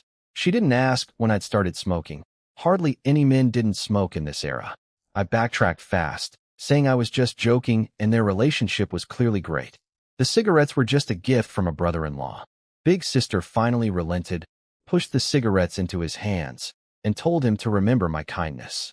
Her tone was exactly like Mom's. The eldest sister really does become a second mother. Brother-in-law thanked me happily and promised to take me out to a restaurant in the county once things got better. I didn't mention I ate at restaurants regularly. No need to crush his enthusiasm. I said it was getting late and Mom and I needed to head back. Both Big Sister and brother-in-law tried to get us to stay overnight. I'd considered it, but the food I'd brought was limited. Staying meant another meal, and I couldn't pull more grain from my space with everyone watching. So I made an excuse about needing to deliver things to Fifth Sister in the county tomorrow. Sorry, Fifth Sister. I used you as my cover story. Somewhere in the city, she sneezed twice. Sister Ho teased her that someone was thinking about her, maybe a sweetheart. Fifth Sister turned bright red and denied having anyone. Sister Ho offered to set her up on a date. The other clerks all laughed while Fifth Sister wanted to disappear into the floor. But her first day at work was going well.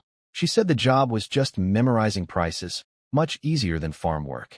Sister Ho told her to come to her if she ever needed help. Fifth Sister mentioned I'd left her money and coupons. Sister Ho smiled and said she wished she had a brother like me. Fifth Sister thought about me with a warm, doting smile, wondering if I was lying around lazily in a chair somewhere. Back at Big Sister's, Mom and I got ready to leave.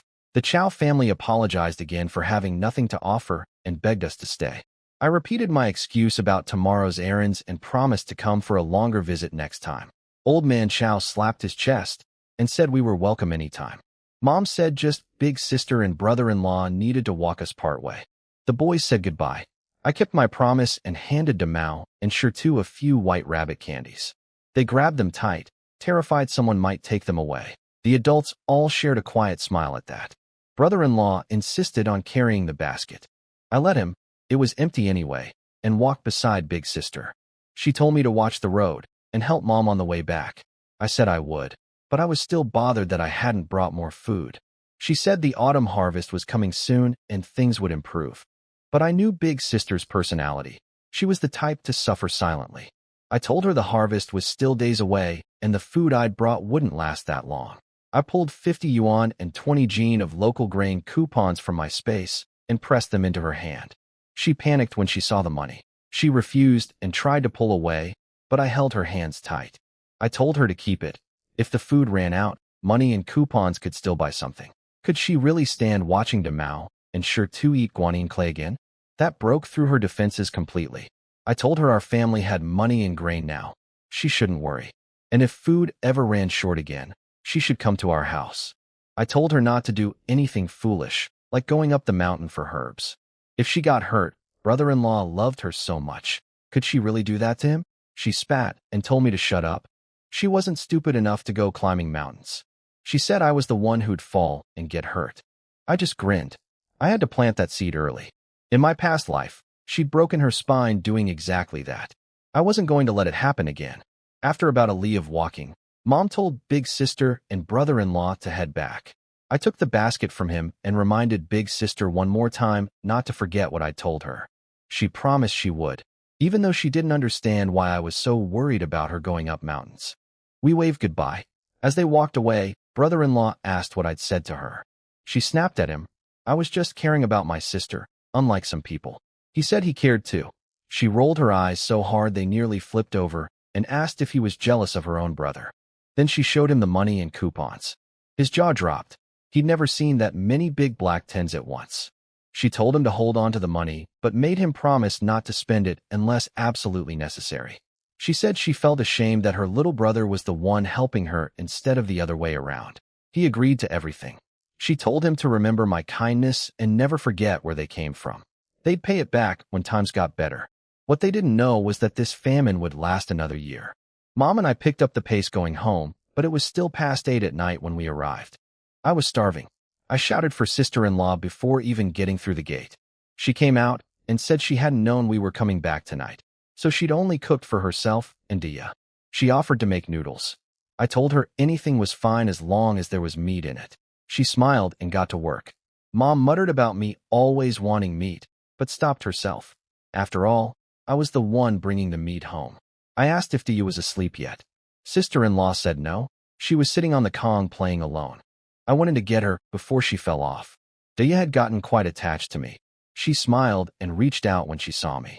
I picked her up, this soft little bundle, and told her she'd better not reach for other boys like that when she grew up. She just babbled happily.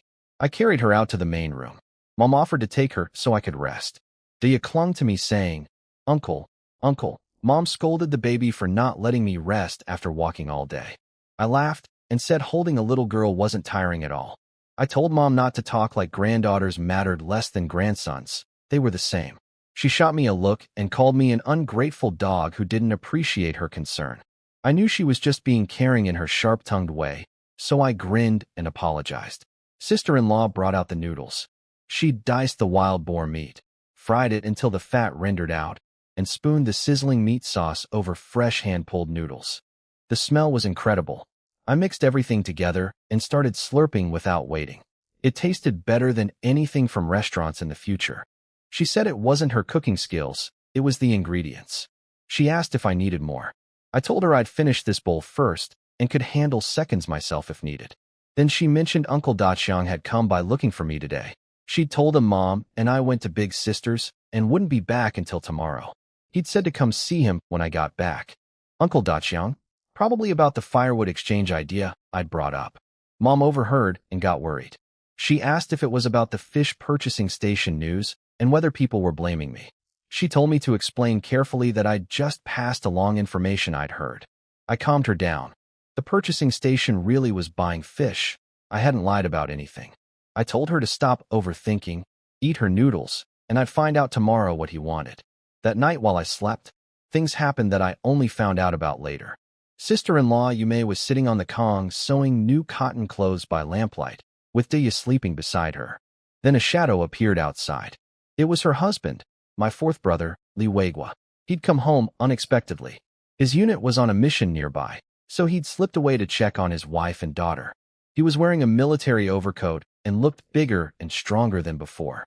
But the moment he stepped inside, his sharp eyes caught everything, and none of it made sense. The new cotton fabric being sewn into clothes. Dia's chubby little face, healthy and round, nothing like the malnourished skeleton he'd seen 6 months ago. In her sleep, Dia was mumbling, "Uncle." Candy, which only deepened his confusion. He noticed the white flour noodles sister-in-law was cooking him. Even in the army, they didn't eat that well. He saw the wild boar meat sauce on top. He devoured the bowl in under 3 minutes and scraped it clean. Then he demanded answers from Mom. Mom told him the same story. Ancestors had blessed me in a dream, teaching me skills. I'd been hunting, trading game for grain, and even traded fish for a work position for fifth sister. She told him everything. Fourth brother was a firm materialist, a soldier who believed in science, not superstition. He thought it sounded insane, but his own wife and mother were telling him this, and the evidence was right in front of his face. The food, the cotton, the healthy baby. Something cracked in his worldview. Mom got angry when he hesitated to believe her, calling him an idiot who'd gone stupid in the army. Sister-in-law backed Mom up completely. He surrendered and said he'd apologize to me in person next time he visited. He couldn't stay long. His comrades were waiting. He gave Mom 100 yuan from his mission bonuses, asking her to look after Yume and Dia. Mom actually said something warm for once, told him to be careful on missions. He was touched. It was the first time she'd shown him that kind of care. He gave the rest of his money and coupons to sister-in-law, keeping only a little for himself. He told her to use some of it to buy something nice for me, since I'd done so much for the family. He said as the older brother, he couldn't not show his appreciation. They embraced briefly, and then he disappeared into the dark. At the jeep down the road, his 3 army buddies had been making crude jokes about what was taking him so long with his wife. When he showed up faster than expected, they were surprised. They knew about his difficult family situation and had been ready to go beat me up for being a lazy freeloader who dumped all the work on his wife. They'd even volunteered enthusiastically. Fourth brother shut them down immediately. He told them never to talk about hitting his brother again, or he'd turn on them. They were baffled. Last time he'd complained about me, and now he was defending me? As the jeep pulled away, fourth brother asked his buddies quietly whether they believed immortals and spirits might actually exist. They told him he'd lost his mind. He smiled bitterly and watched home shrink into the distance. His entire belief system had taken a hit tonight. Next morning, Mom told me fourth brother had stopped by last night while I was sleeping. He'd been on a mission nearby and came to check on his wife and daughter. I asked if he said when he'd be back. Mom shook her head. He'd only said the mission was urgent. I sighed. It'd probably be a while before I could see him face to face. After a quick breakfast, I headed to Uncle Daqiang's house. Mom wanted to come along, still worried someone might give me trouble, but I told her it was fine. Uncle Daqiang was sitting in his chair when I walked in. I handed him a cigarette and asked what he wanted to see me about. Was it the firewood exchange idea? He lit both our cigarettes and got into it. He'd talked to the villagers about my proposal, me hunting game and trading it for firewood. Everyone was happy with the deal. Only a fool would turn it down. But then he shifted tone. He could guarantee our village wouldn't object, but he couldn't guarantee people from other villages wouldn't report it to the commune. If the commune found out I was trading collective resources for personal benefit, we'd both be in trouble. I got it immediately. He was right. The simplest thing was just to buy firewood with cash. 2 mao for a big bundle, 0 risk. Or I could buy coal and coal briquettes in the county.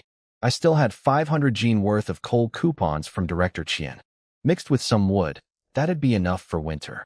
I'd been overcomplicating something simple. If Uncle Daqiang hadn't warned me, I might have caused real problems. I thanked him and said we'd drop the whole idea. I started to leave, but he stopped me. He had more to say. Li Dadong and the others had gone to town and confirmed the purchasing station was indeed buying fish. He said everyone wanted to thank me for the information.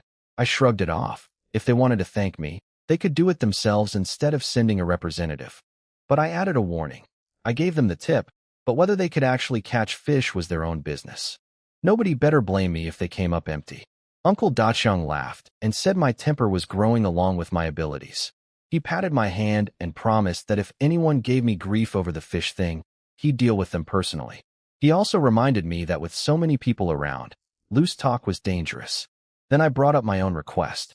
I told him I needed to visit my third sister in Jiangxi province soon and asked if he could write me a travel certificate. He was surprised at the distance. I explained that third sister always sent things home to save money on travel, and I wanted to see how she was doing in person.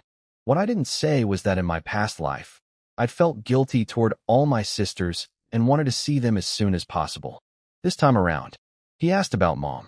I said sister-in-law was at home to take care of things. I was just going for a visit. He agreed and told me to come get the certificate whenever I was ready. With that settled, I headed for the mountains. I did the math on my inventory. I had 2 live wild boars left in my spirit spring space, plus 1 already slaughtered for daily use and gifts for Sister Mei and Manager Wang. I still owed Director Qian 4 boars. He'd given me a month, but I wanted to knock them all out at once and restock my space while I was at it. The travel certificate from Director Qian and the one from Uncle Daqiang served different purposes. I'd need both, depending on the situation. Better to have everything prepared in advance. Within an hour, I reached the spot where I'd first dug my traps. The pits were still there, but the pumpkin bait was long gone, not even seeds left. All 3 other traps were the same. After I'd caught the lead boar last time, the rest of the herd must have moved elsewhere. I felt a small pang of disappointment, then kept walking deeper into the mountain. I heard roaring and grunting from up ahead, fierce, urgent sounds. My heart started racing. I crept closer and saw something incredible, a dozen big wild boars attacking a black bear. I couldn't believe it. Mom had mentioned bears in these mountains, but I'd never taken it seriously. Now here I was watching a full-on battle between a bear and a boar army. My eyes lit up. In the future, killing a bear would land you in prison. But in this era, there were no such laws. Tigers were even classified as pests that everyone was supposed to kill on sight. The fight was brutal. The bear weighed over 400 jin and stood on its hind legs like a monster. 5 or 6 boars already lay dead around it. The whole area stank of blood. But the boars, each 2 to 300 gene themselves, had their own weapons, curved tusks, and devastating charges that left gashes all over the bear. It was bleeding out. Losing was just a matter of time. I had 2 choices. Jump in and take them all, extremely dangerous. Or wait and pick off the winner, safer but risky because the blood and noise might attract wolves. I decided to go for it. My plan relied on my spirit spring space. Anything I touched with an extended object could be pulled in. Living things froze once inside and only resumed moving when released. I climbed a tree, snapped off a branch about 5 meters long with leaves still attached, and jumped down. The noise caught the boar's attention. 2 charged at me with red eyes and hooves pounding. My heart was hammering, but I kept my head. I held the branch in front of me like a shield. Whatever touched the branch first would get pulled into my space before reaching me. The first boar hit the branch and vanished. The second one right behind it, gone too. Both sucked into my space in an instant. That was close. Terrifyingly close. At their speed, the 5-meter gap between my body and the branch tip was barely a blink. If my mental reaction had been even slightly slower, I'd be dead. The remaining boars were confused, momentarily stunned by their comrades disappearing. In that split second, the bear smashed one boar's head with a massive paw and sent 2 more flying. The boars went berserk, charging the bear even faster. They saw me too, but their instincts told them the bear was the bigger threat. That mistake was their undoing. While they focused on the bear, I closed the most dangerous 50-meter gap.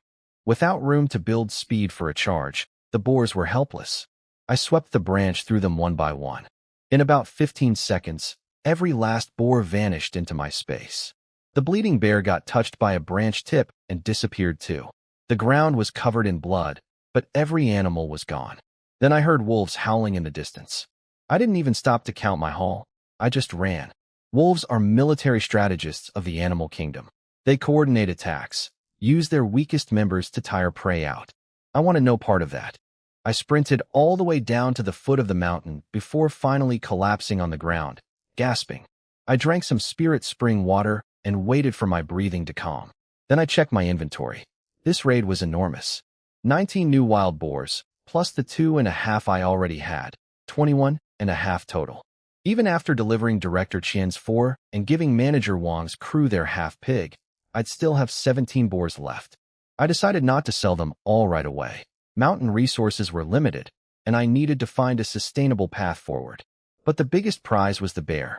Bear skin, bear paws. These were rare treasures that would only become more valuable as laws tightened in the future. Someday you'd only see them in museums or as family heirlooms.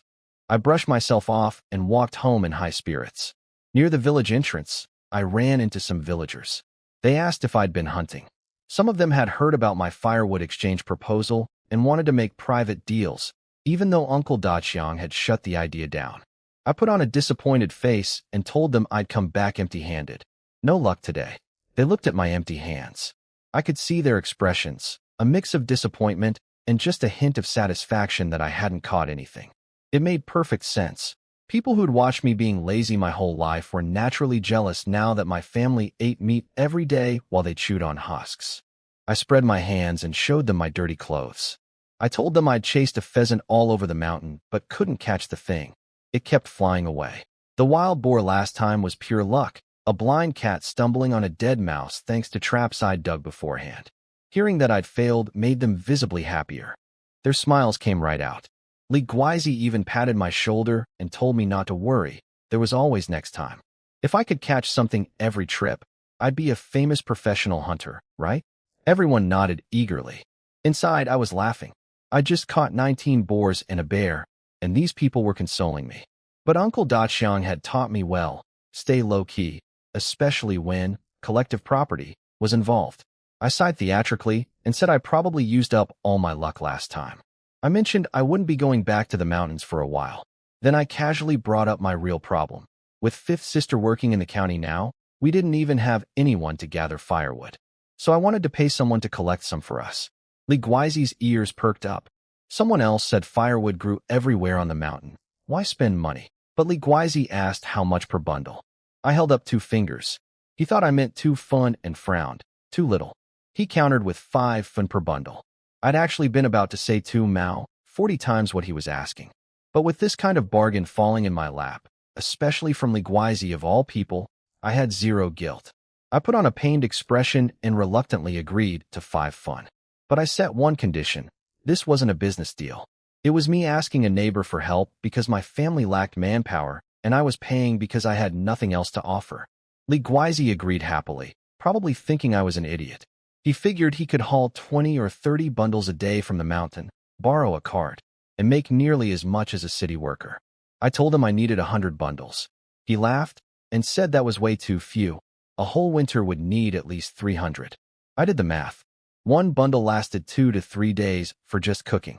With heating the Kong too, you'd burn 3 bundles a day. Temperatures here dropped to -30 in winter. 300 bundles it was. He stuck out his hand, wanting payment up front. I told him no way. I hadn't seen a single piece of wood yet, and it wasn't like he could run away. He asked when I needed it. I said today, the sooner the better. He rushed off immediately. The deal worked out well. I spent a quarter of what I'd planned, and keeping Liguizi busy hauling firewood would stop him from stirring up trouble.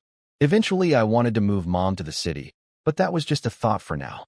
In a few years, when the political storms hit, nowhere would be safer than the countryside.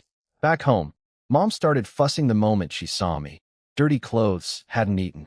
Sister-in-law brought warm water for washing and mentioned she'd finished making my new cotton clothes. She wanted me to try them on in case they needed adjusting. Mom insisted too, saying if the fabric ran out later, there'd be nothing to fix them with. I ate first, steamed buns and vegetables, while Mom asked about Uncle Dachiang. I told her it was just about the purchasing station. Li Dadong had confirmed the station was buying fish, and Uncle Dachiang wanted to thank me on everyone's behalf. Mom cursed them all as ungrateful wolves. Then I mentioned running into Liguizi and hiring him for firewood at 5 fen per bundle. Mom and sister-in-law made the exact same face. Mom's eyes went wide. She asked why I was wasting money on firewood when the mountains were full of it. Both she and sister-in-law looked at me like I was an idiot. Sister-in-law asked anxiously if I'd already paid him, suggesting she could just gather extra firewood herself every day after finishing the cotton clothes. They were both penny pinchers by habit. Mom was only generous with me. Otherwise, she'd split a single fen in half. 5 fen per bundle added up. But I came from a different era. Time was money. Why waste hours gathering firewood when those same hours could be spent fishing for real income? I finished my steamed bun and got serious with them. I told them I understood they thought I was throwing money away on something we could do ourselves. They watched me carefully, waiting. I said life was short, a few decades at most. No matter how much money you earned, compared to the whole world, it was just a drop in the ocean. I pinched my fingers together to show how tiny. Sister-in-law laughed at my silly expression. Mom asked if the ancestors had taught me this too. I nodded and said even our ancestors understood that time was as precious as gold. They got flustered, saying they weren't blaming me. I smiled and told them to calm down. I wasn't upset. Then I laid out my thinking plainly. I wasn't willing to go chop firewood. With 5th sister gone, we had 3 workers at home. Mom had worked hard her whole life. Making her gather wood wasn't right. That left me and sister-in-law. Since 4th brother was away, sister-in-law represented his share. Even between real brothers, you settle accounts clearly. So here it was. Firewood duty would fall on either me or sister-in-law. Fair split would be half each. By paying Liguizi for firewood, I was covering sister-in-law's half too, so she benefited. But she'd been cooking every meal, doing housework, and looking after Mom while I contributed nothing on that front. So we were even. Their heads were spinning. Was that how math worked? It sounded wrong everywhere, but somehow also made sense. I patted Mom's hand and told her not to overthink it. The whole point of earning money was to live well. I asked sister-in-law to just take care of Mom for me and 4th brother while I was gone, and not worry about household expenses. That last part caught their attention. Gone where? I told them I was planning to visit 3rd sister in Jiangxi province. Mom's eyes went huge. I'd never been farther than the county in my entire life, and now I wanted to cross provinces? She immediately started worrying. Sister-in-law was surprised too, but then something clicked in her eyes. She suddenly understood why I'd bought the firewood. She and 5th sister had always handled it together. With 5th sister in the county, it would have all fallen on her alone, and winter was getting colder. I'd quietly solved the problem without making a big deal of it. I could see the gratitude in her face. I explained my reasoning to Mom. I'd already visited big sister and second sister. Fifth sister's job was settled. Now I wanted to check on third sister, who'd followed her military husband and had been away for years. She never came home, just sent packages. Was it because she couldn't afford the trip, or because she converted all her travel money into the good things she shipped back? We both knew the answer. Those packages were always filled with precious stuff: fine grain coupons, malted milk powder, brown sugar, sometimes even a big black tin tucked inside a letter. Mom softened. She said she wasn't stopping me. She actually wanted third sister to see how capable I'd become, so her daughters couldn't accuse her of playing favorites anymore. Then she declared proudly that she had every right to favor me. If her daughters could have a brother this good, that was their blessing. I grinned. Even sister-in-law was smiling warmly. Then Mom got serious. A mother worries when her child travels 1,000 miles, she said. She told me not to show off or take unnecessary risks out there. At third sister's place, I should trust my sister and brother-in-law to look after me, but I shouldn't cause trouble for him. The military wasn't like home. She went on and on with warnings. I listened patiently to every word. This was just who she was: sharp tongue, soft heart. All her love poured into fussing over me. I promised to send a telegram as soon as I arrived. She opened her mouth a few times before finally managing a single word: good. Communication in this era was terrible. Phone calls weren't realistic. The village was far from town, and telegrams charged by the character. 0.035 yuan per word. Mom asked when I was leaving. She offered to go get an introduction letter from Uncle Daqiang herself. I told her to wait a couple days. I wanted to get everything settled at home first before taking off. She rolled her eyes and said she'd raised all of us just fine without my worrying. But the smile tugging at her lips gave her away. I teased her about being tough enough to handle a whole litter of grandchildren someday. She cursed me out laughing, called me a little turtle spawn, and told me to get lost. Then the second I stood up, she called me back. Had I tried on the cotton clothes yet? Sister-in-law went to grab them. The moment I put them on, I didn't want to take them off. They fit perfectly, warm, snug, comfortable. Mom and sister-in-law both approved. Sister-in-law had done excellent work with the fabric. Mom told me to save the new clothes for the train ride to third sister's place. I refused flat out. Clothes were meant to be worn, and I didn't care what anyone thought. Before she could argue more, I announced I was heading to Grandpa and Grandma's house and bolted. Sister-in-law tried not to laugh. Mom grumbled that I was getting harder to control. Sister-in-law gently reminded her that she'd said herself I was the one running the household now. Mom had nothing to say to that. Sister-in-law went back to sewing fifth sister's cotton clothes so I could deliver them on my way through the county. Mom sighed and went to rest. She wasn't really mad at me, just anxious about me leaving. At Grandpa's house, the whole family was there. Go Dan and Air Dan came charging at me screaming, "Six brother!" I stopped them dead. I'd just put on new clothes and wasn't about to get them dirty. 2 white rabbit candies each, and they forgot all about being rejected. Grandma grabbed my hands and started chattering. She said I hadn't visited in days and insisted I stay for dinner. She'd go tell Mom herself. I laughed and said Go Dan could run the message instead. Before I even finished, Go Dan was already sprinting out the gate. Second uncle muttered under his breath about his son being useless. Second aunt hit him with an eye roll and offered to help Grandma cook. Grandma was beaming. She didn't care about the help, she was just thrilled I was staying. Grandpa called me over to talk. Grandma immediately accused him of trying to hog me. Grandpa and second uncle both looked jealous. I promised Grandma I'd stay all afternoon and wasn't going anywhere. That satisfied her enough to release my hand and go make me sugar water. Once she left, Grandpa relaxed and told me the whole village was buzzing about the fish purchasing station news. Lots of people had gone to the river to catch fish and sell them at the station. Everyone was grateful to me. Uncle Daqiang had told them all about it. I smiled and said we were all family in this village, so helping our own people made more sense than letting outsiders benefit. Grandpa said I was wise beyond my years. Inside, though, I knew it wasn't wisdom, it was strategy. The fish tip gave villagers a way to earn money, but more importantly, it created a legitimate cover for my own income. If anyone ever investigated where my money came from, the whole village would vouch that I was an incredible fisherman. Buying the work position, the spending, it all traced back to fishing.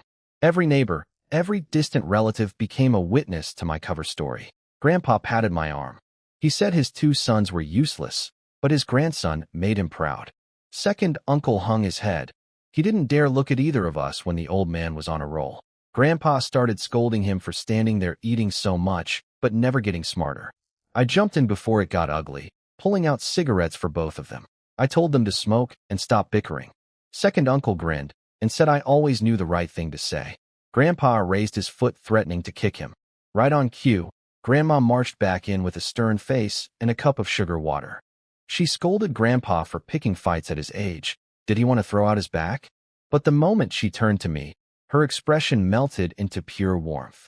The contrast was priceless. Grandma handed me a cup of sugar water without even glancing at second uncle. He looked pitiful and said he wanted some too. She told him to pour his own. He backed off, pretending he wasn't that thirsty after all. I had to hold back my laughter. I asked second uncle why he wasn't out fishing with everyone else. Second aunt jumped in before he could answer. He was afraid of water. Couldn't even go near the riverbank. Second uncle got embarrassed and told her not to say that in front of me. She fired back that being afraid of water wasn't something to hide, then asked me if it wasn't embarrassing for a grown man. I felt awkward for opening my mouth, but I smoothed things over by saying everyone had different fears. Some people feared water, some feared fire, and if someone snuck up on you in the middle of the night, you'd be scared too. Second aunt's face went pale imagining that scenario, and she swallowed whatever comeback she had. Second uncle started clapping like crazy, thrilled someone finally shut her down. He said since she'd found out about his water fear, she'd been using it to humiliate him nonstop. He looked at me like I was his hero and whispered he'd get revenge by telling ghost stories in her ear at bedtime. I nearly face-bombed. This man was hopeless. Grandpa kicked him right in the backside and scolded him. What kind of man scares his own wife? He told second uncle to go say something nice before he got banned from the Kong tonight. Second uncle's face drained of color as he imagined second aunt's fury, and he ran off yelling, "Honey, wait, I wasn't going to scare you." I burst out laughing. Having an uncle like this made life entertaining. Grandpa muttered about his useless son and told me never to follow his example. I promised I wouldn't. He smiled and said we'd share a proper drink over dinner. I stayed until dark. During the visit, I told Grandpa and Grandma about my plan to visit third sister in Jiangxi province. The real reason was to make sure they'd keep an eye on things while I was gone, at least half a month. That would leave just Mom, sister-in-law, and Dia at home. But I was probably overthinking it. Fourth brother was in the military, which made our family a soldier's household. Nobody would dare bother them. And Grandpa's seniority in the village meant even Uncle Daqiang called him Uncle Shan Jin. Back home, Mom was still up waiting. She brought me water and checked if I'd drunk too much at Grandpa's. I told her just 2 liang, totally sober. She relaxed.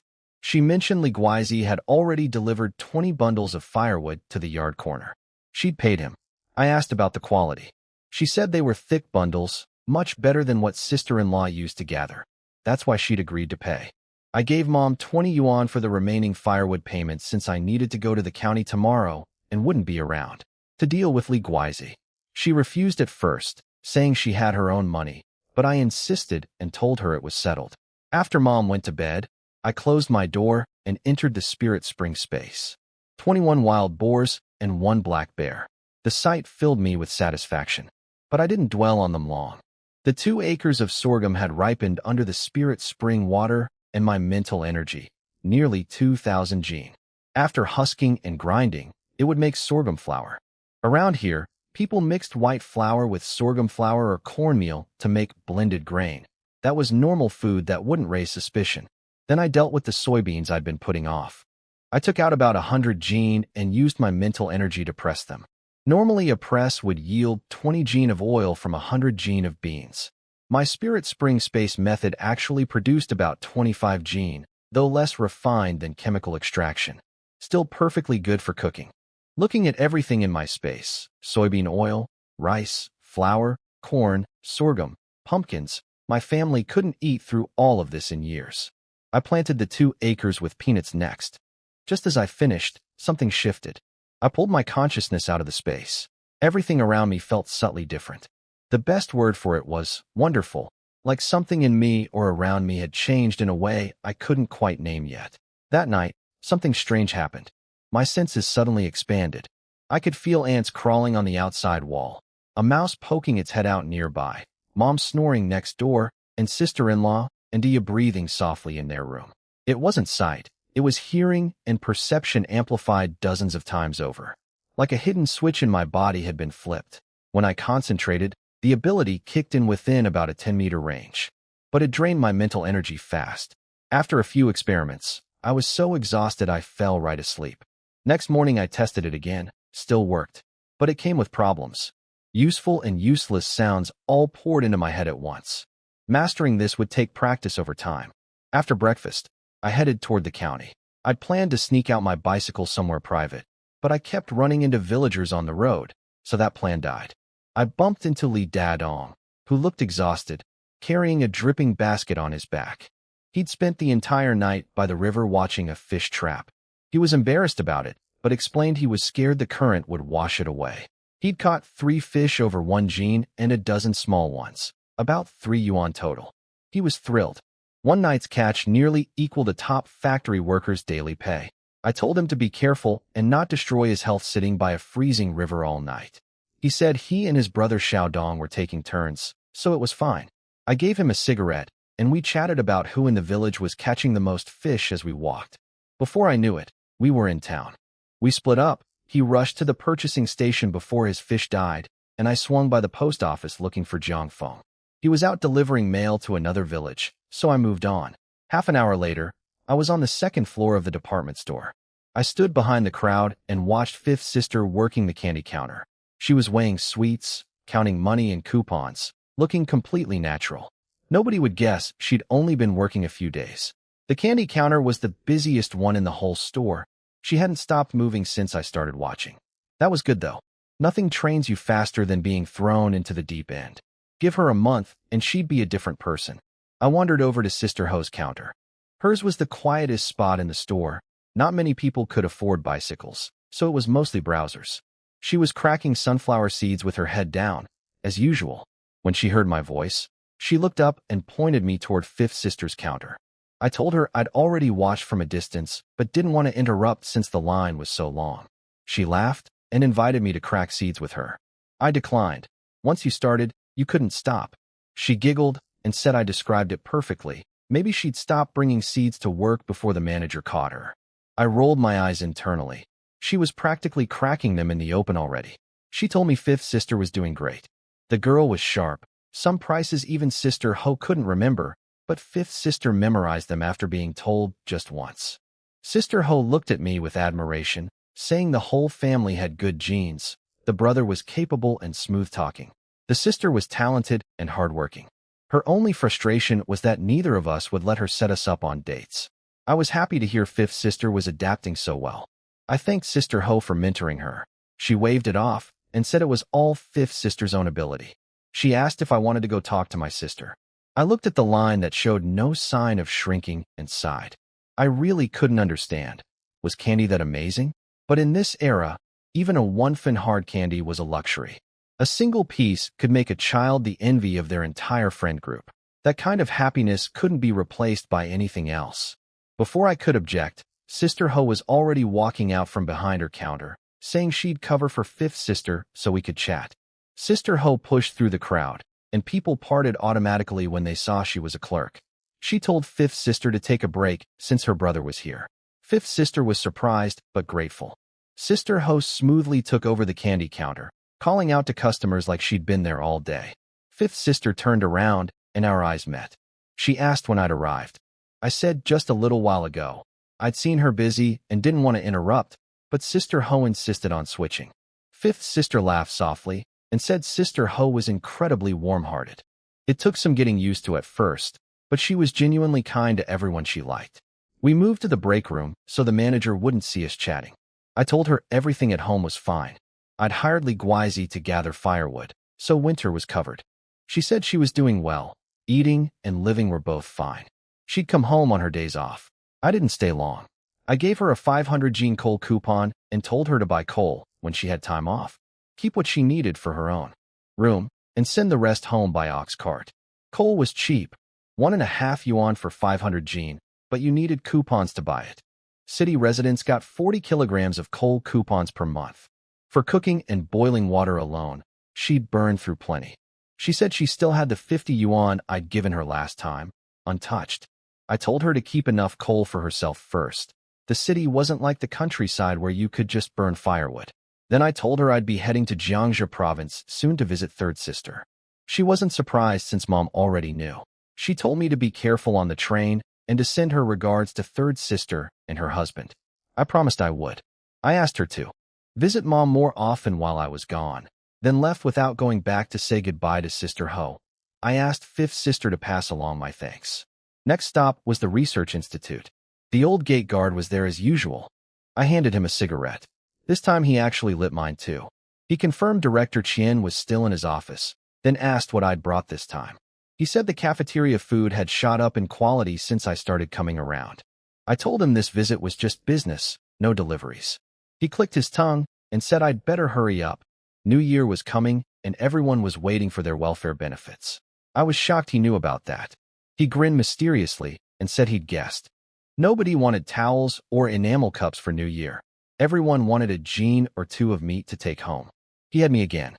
I fell for it every time with this crafty old man. He shooed me inside, saying I was keeping him from his sacred duty of guarding the gate. I rolled my eyes at his back and walked to Director Chen's office. He was writing something when I came in and told me to sit. After a few minutes, he looked up and asked if I had news about the wild boars. I shook my head and said I'd actually seen a bear fighting wild boars up in the mountains a few days ago and ran for my life.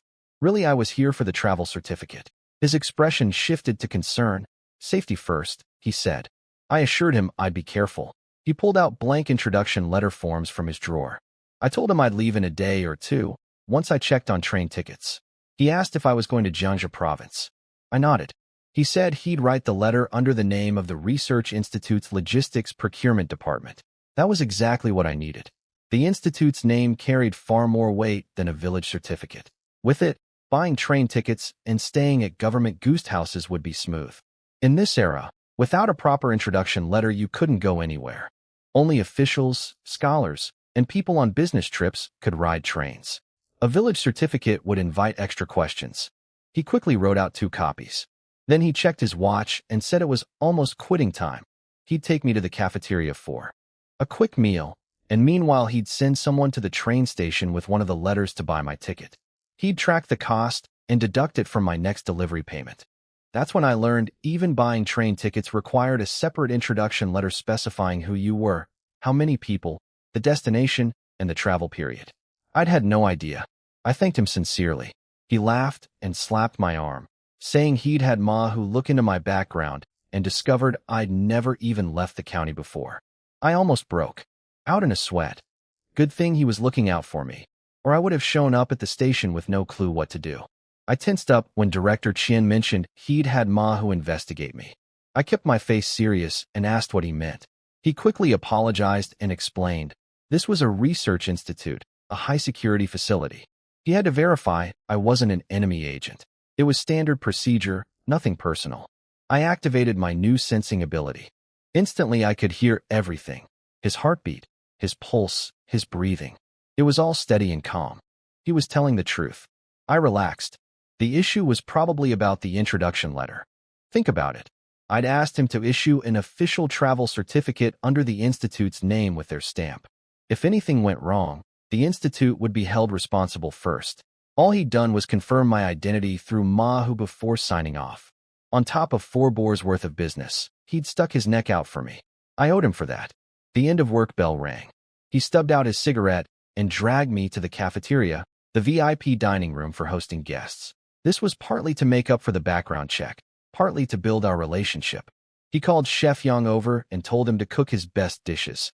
He'd been bragging about the food and couldn't lose face.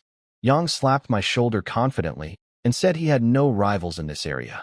4 dishes came out: garlic tripe strips, mapo tofu, braised pork, and twice-cooked pork. Every single one was incredible, 5-star quality by future standards. I gave Yang a genuine thumbs up. He beamed and said cooking was his only talent. Then Director Qian and Yang both turned to me with these warm, expectant smiles. I realized instantly, this whole meal was a setup. They wanted more wild game. I played along and told them to just say what they needed instead of giving me those creepy looks. Director Qian laughed awkwardly and came clean. Could I deliver 2 more boars on top of the 4 I'd already promised? Same 1-month deadline. I had 21 boars sitting in my space, but I didn't want to sound too eager. I said I'd do my best, but couldn't guarantee wild boar specifically. Would pheasants and rabbits work as backup? He was thrilled anyway and toasted me with water instead of liquor. After the meal, I stayed in his office for about 2 hours. Then someone knocked and brought in a train ticket. Tomorrow afternoon, 3:15 departure. Perfect timing. Director Qian handed me the ticket and reminded me that trains didn't wait. If I had anything left to do, I should handle it fast. He told me the train had a dining car and attendants who sold boxed meals, so I wouldn't go hungry as long as I had money. He said to bring a cup for drinking water. These were practical tips I'd never have known otherwise. I thanked him again. I'd lost count how many times I'd said it today. He waved it off and said the ticket cost was noted in his ledger. We'd settle up when I got back. He wished me a smooth journey. I left his office with the ticket and introduction letters. The moment the door closed, everything went into my spirit spring space. These days I kept nothing on my body. Everything stayed in the space where it was safe and easy to grab. I waved goodbye to the gate guard and rode my bicycle to the edge of the county. I made a loop, and when I came back into town, there was a burlap sack of wild boar meat tied to the back seat. I'd promised Manager Wang at the supply cooperative I'd bring meat, and I wanted to take care of it before leaving. I rode up to the cooperative and called out to Sister May. She spotted the sack on my bicycle, and her eyes lit up. Before even checking what was inside, she started scanning the area nervously. She whispered, asking what I'd brought. I said wild boar meat, maybe a bit too loudly. She clamped her hand over my mouth and told me to keep it down. She hustled me inside. When Chun Ziqiang and Zhang Chunlei saw us, she mouthed, "Good stuff," and pointed at me behind her. They understood immediately. While I was at the supply cooperative dealing with pork, trouble was heading straight for my village. Chun Xiaoying, Wang Shui's mother, had gathered her family and marched to the commune to file a complaint against me. And she didn't get a small audience. The commune sent a full delegation: Secretary Sun Haoran, Director Zhu Kaixian, Women's Director Wu Guozian, Armed Forces Chief Wei Jiangwo, and 2 militia soldiers. That was a serious lineup. The Wang family had been struggling. Ever since their reputation collapsed, nobody in the village would share food with them. People cursed or glared at them whenever they walked by. Worst of all, Wang Shui's eldest brother lost his marriage arrangement because the family couldn't afford the bride price. Chun Xiaoying blamed everything on me. Her original plan had been simple: skip the bride price, marry Wang Shui into my family, then leech off us legally. That would have been more profitable than any one-time payment. But I'd refused to marry Wang Shui even for free, and the plan fell apart. Meanwhile, my family's life kept getting better. When news spread that I'd traded 200 jin of fish for a work position for fifth sister, the Wang brothers nearly lost their minds. With rage, if they hadn't tried to scam me on the bride price, Wang Shui might have married me, and that job could have been hers. So the brothers hatched a scheme and reported me to the commune. Women's Director Wu looked at Wang Shui and clucked sympathetically about what a fine girl she was, calling me a heartless man for abandoning her. Chun Xiaoying played along, calling me lazy and worthless, saying her daughter was foolish for ever wanting me. Wang Shui kept her head down. She didn't dare mention that her mother's outrageous bride price demands were what scared me off. Armed Forces Chief Wei was intimidating, tall, square-jawed, flanked by 2 militia soldiers. He said if what they reported was true, I deserved to be executed. That scared even the Wang family pale. Secretary Sun told Wei to soften his tone. They couldn't intimidate people who came to report problems, or nobody would ever speak up again. Director Zhu asked Wang Chong, the smartest of the 3 brothers, to explain what he knew about me. Wang Chong took a breath and laid it out. He said I used to be a notorious layabout. My sisters did all the work while I ate and lounged. I'd been too poor to pay any bride price. But suddenly I was prospering, distributing meat to every household in the village, my family eating well every day, and I'd even gotten my sister a job. Director Zhu interrupted sharply when he heard I'd given meat to all 67 households and over 300 people in the village. Wang Chong swore it was true and said they could ask anyone in the village. Then Wang Chong dropped the bomb. He suspected I was a spy, an enemy agent planted in the area. Where else would a famous good-for-nothing suddenly get this kind of power and resources? The commune officials' faces turned stone cold. In this era, enemy agents were a real threat, running sabotage operations everywhere. If what Wang Chong said was true, this was no small matter. What was I doing hiding in a rural village? What was my mission? These were questions they'd want to beat out of me.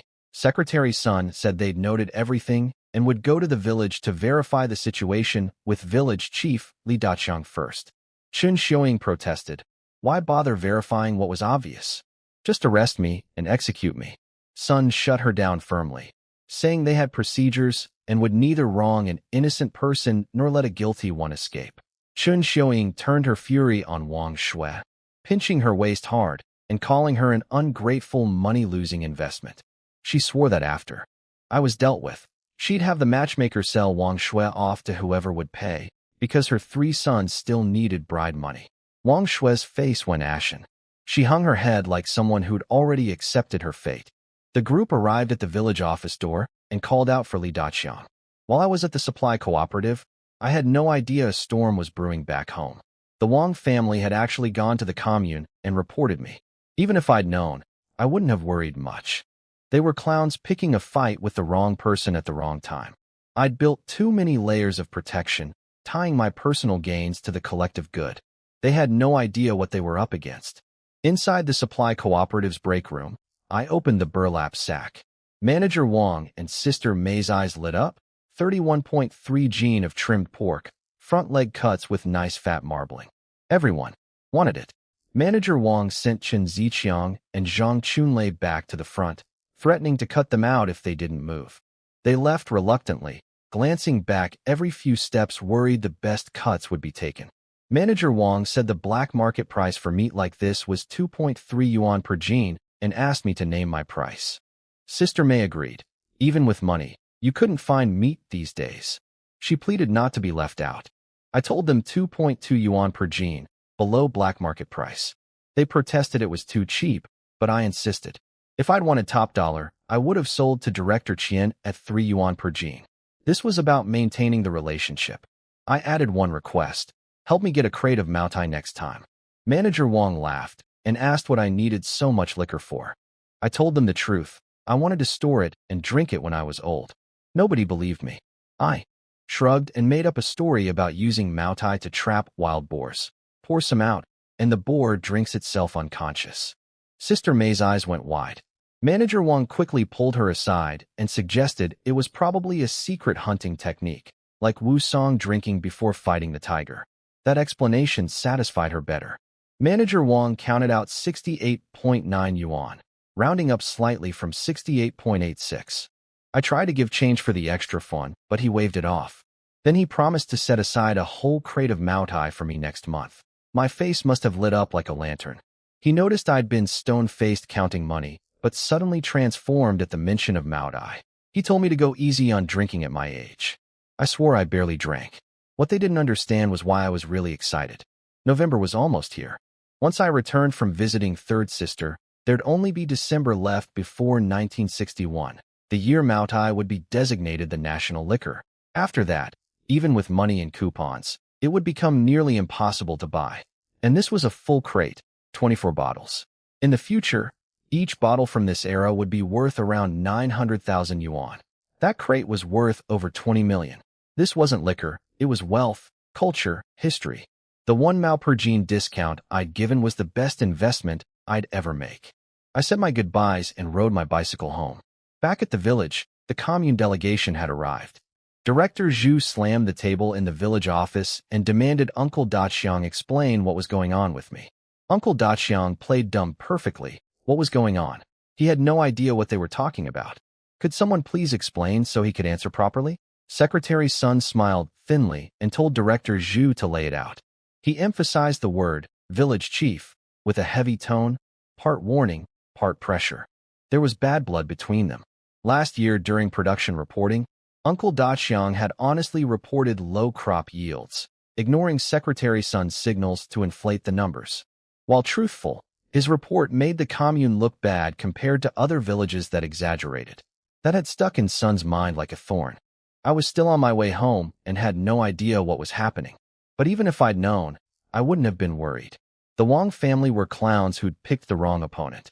Every move I'd made, tying my gains to the village collective, creating legitimate income trails, was preparation for exactly this kind of attack. Back at the village office, Uncle Daqiang sent someone to find me. Secretary Sun immediately got suspicious, accusing him of sending a warning so I could flee.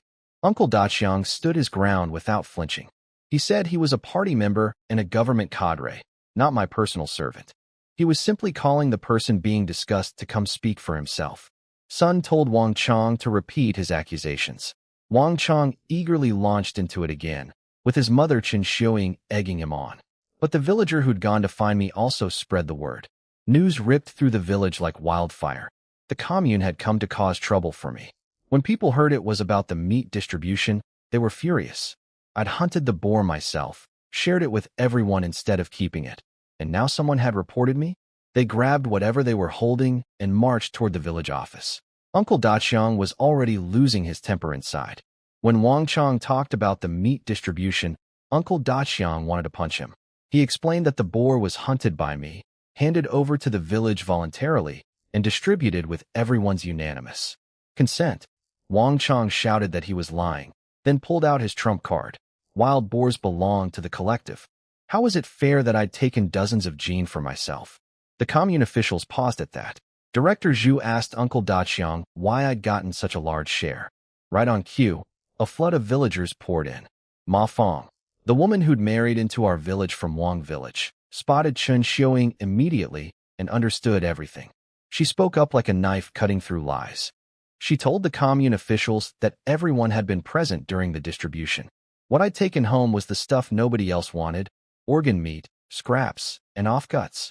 She asked the officials point blank. If they'd hunted a boar themselves, would they accept only the intestines and gristle? That shut everyone up. The commune people knew exactly which cuts of pork were desirable.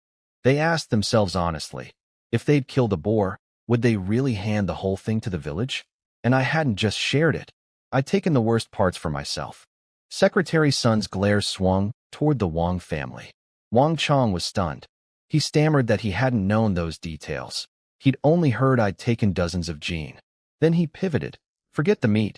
What about my money? How could a known layabout suddenly afford cotton fabric, cotton batting, and a work position for my sister? Where did the cash come from? Who could prove the fish story? He smirked and said I was obviously a spy who deserved to be shot. He was getting more worked up, completely oblivious to the murderous looks on the villagers' faces. Uncle Daqiang slammed to his feet and shouted for silence. He told the commune officials he could personally guarantee I wasn't a spy. I'd lived in this village my entire life, born and raised here for over a decade. Other villagers backed him up, saying they'd watched me grow up. Calling me a spy was a joke. Everyone laughed. But Secretary Sun's face stayed hard. He said, fine, maybe I wasn't a spy, but were Wang Chong's other claims true? Had I bought large amounts of cotton fabric and other goods? Where did the money come from? Chen Xiuing jumped back in triumphantly.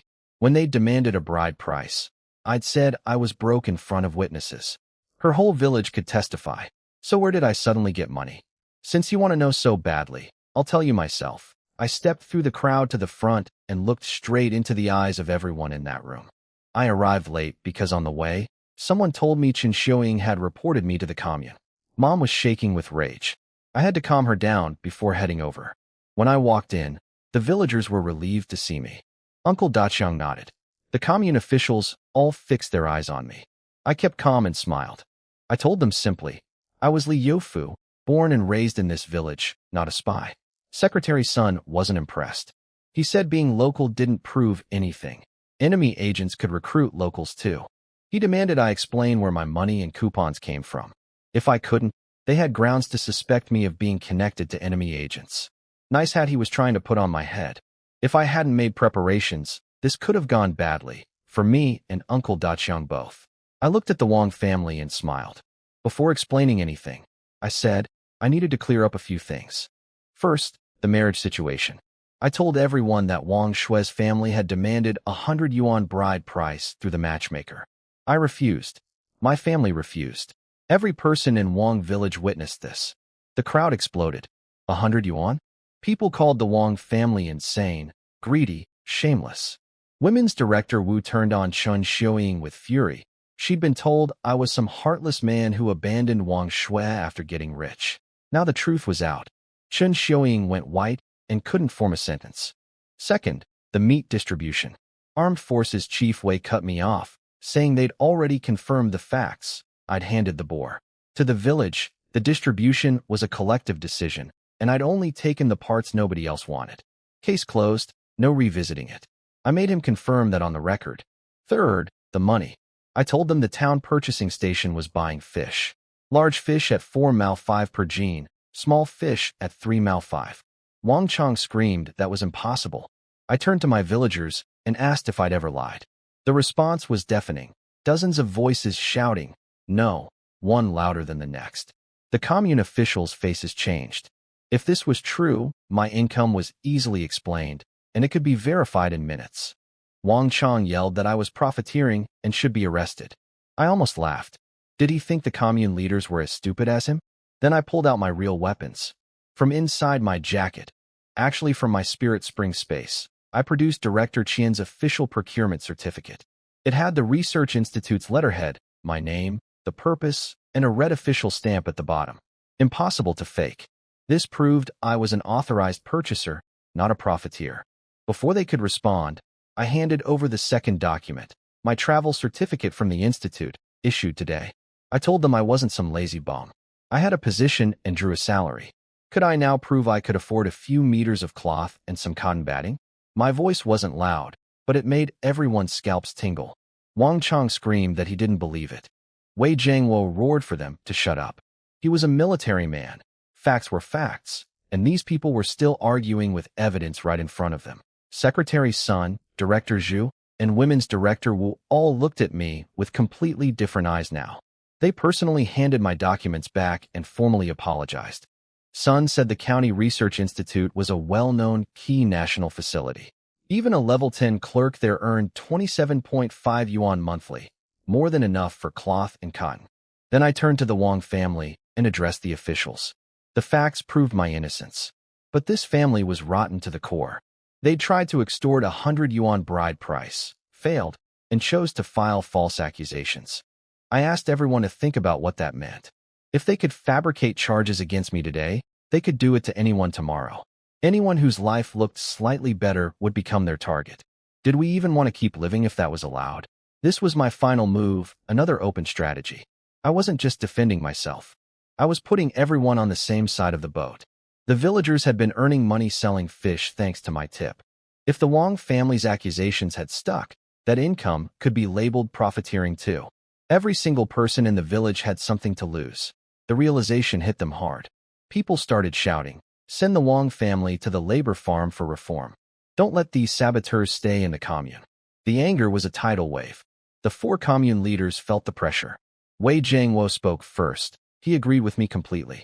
During these difficult times, they couldn't let good people suffer or let this kind of behavior spread. He recommended immediate reform labor. The other 3 agreed. Wei raised his hand and ordered, "Take them away." The 2 militia soldiers grabbed Chen Xiuying, Wang Chong, and the brothers. They were dragged out like dead dogs. Chen Xiuying's face was chalk white. She collapsed on the ground. The 3 brothers were drenched in cold sweat, worse off than Wang Shui, the only one who'd kept quiet through everything. It was over. The Wang family's scheme to destroy me had destroyed themselves instead. The Wang family screamed for mercy as they were dragged away. Wang Chong blubbered that it was all his mother's idea. Secretary Sun ordered their mouths stuffed shut. Villagers happily obliged, some with rags, some with their own socks. Then Sun gave a speech about zero tolerance for saboteurs who spread lies and file false accusations. The crowd erupted in applause. Everyone got what they wanted. The commune leaders saved face.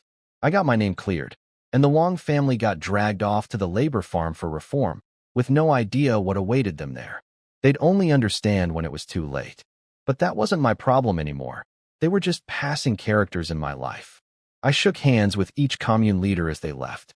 Several villagers volunteered to help escort the Wang family back to the commune. Once the officials were gone, my neighbors crowded around, angry on my behalf, saying they should have stormed Wang village the moment this started. Uncle Daqiang told everyone to pipe down and disperse. He scolded them too. Loose lips about the meat distribution were what gave the Wang family ammunition. If people couldn't keep quiet about good things, who'd dare share anything in the future? The crowd scattered. I thanked Uncle Daqiang and lit us both cigarettes. He told me to learn from this. He could keep things under control inside the village, but jealous people outside were everywhere. Then he grinned and said I'd been hiding things well, quietly landing a job at the research institute without telling anyone. He assumed the travel certificate I'd requested was actually for a work trip, since the institute was a classified national facility. He completely invented his own explanation and started forming a perfect story in his head. I almost laughed. He was way off, but I didn't correct him. Let him believe whatever made sense to him. He went to write my introduction letter. A few minutes later, I had it in hand and walked home. Mom had been anxious the whole time. Sister-in-law kept her calm until I walked through the gate. I told them the Wang family was sent to the labor farm and wouldn't be coming back anytime soon. In my head, I added, probably never. Mom sighed and said she'd told me to keep a low profile. I said this wasn't about being low-key. That family was just fundamentally broken. Mom shuddered thinking about what would have happened if I'd actually married Wang Shui. She didn't know that in my previous life, I had married her, and that woman had bled our family dry while I was too lovesick to see it until my deathbed. I pulled out the train ticket. Tomorrow afternoon, 3:15. It was already set. Director Qian's people had bought it, and it couldn't be changed. Mom asked if I had any messages for third sister. She said the family wasn't short on food. She was healthy. Just tell third sister to take care of herself. But then she went on for ages anyway, reminding me to listen to third sister and her husband, behave myself on the military base. It wasn't like home. I listened patiently without interrupting. That was just how she showed love. She asked if I was bringing anything for third sister. The kitchen still had 6 gene of pork. I told her to keep that for herself and sister-in-law. I'd already prepared third sister's gifts and left them with Director Qian. I'd pick them up tomorrow on my way. Sister-in-law asked me to deliver fifth sister's new cotton clothes when I passed through the county. Mom shut that down. I had a train to catch. Fifth sister could come home and pick them up herself. Was she too fancy now that she was a city girl? I smiled quietly. Mom was just trying to lighten my load. After dinner and a bit of playtime with Dia, I went to my room. The gifts for third sister were straightforward, grain and meat. But the meat couldn't be fresh pork for a long journey. It had to be salt-cured. I worked it out in my spirit spring space. The black soil section had 10 times time acceleration. I salted the pork and placed it there. 1 day inside equaled 10 outside. By the time I arrived at third sister's, the curing would look perfectly natural. No holes in the story. Next morning, Mom was knocking on my door before dawn. We had to walk from the village to town, then to the county to catch the train. It was my first time riding a train in this era. I'd be lying if I said I wasn't excited. Mom knocked on my door early. Breakfast was already on the table, rice porridge and steamed buns stuffed with wild boar meat and cabbage. They smelled incredible. But when I sat down, I noticed Mom's eyes were bloodshot. She hadn't slept all night.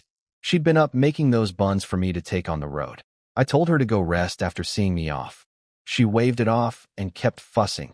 Make sure to call third sister from the county post office so she could meet me at the station. I promised I would and told sister-in-law to take Mom home and make her sleep. They waved at me from the village entrance until I disappeared around the bend. I only carried a canvas bag with a change of clothes. Everything else was in my spirit spring space. At the county post office, I called the number from third sister's letters. On the other end, at a military base training ground, a soldier reported to Deputy Battalion Commander Nia Hailong, third sister's husband, that his brother-in-law Li Youfu was on the phone. Nia Hailong told them to have the caller ring back in 20 minutes and sent his communications officer to fetch third sister.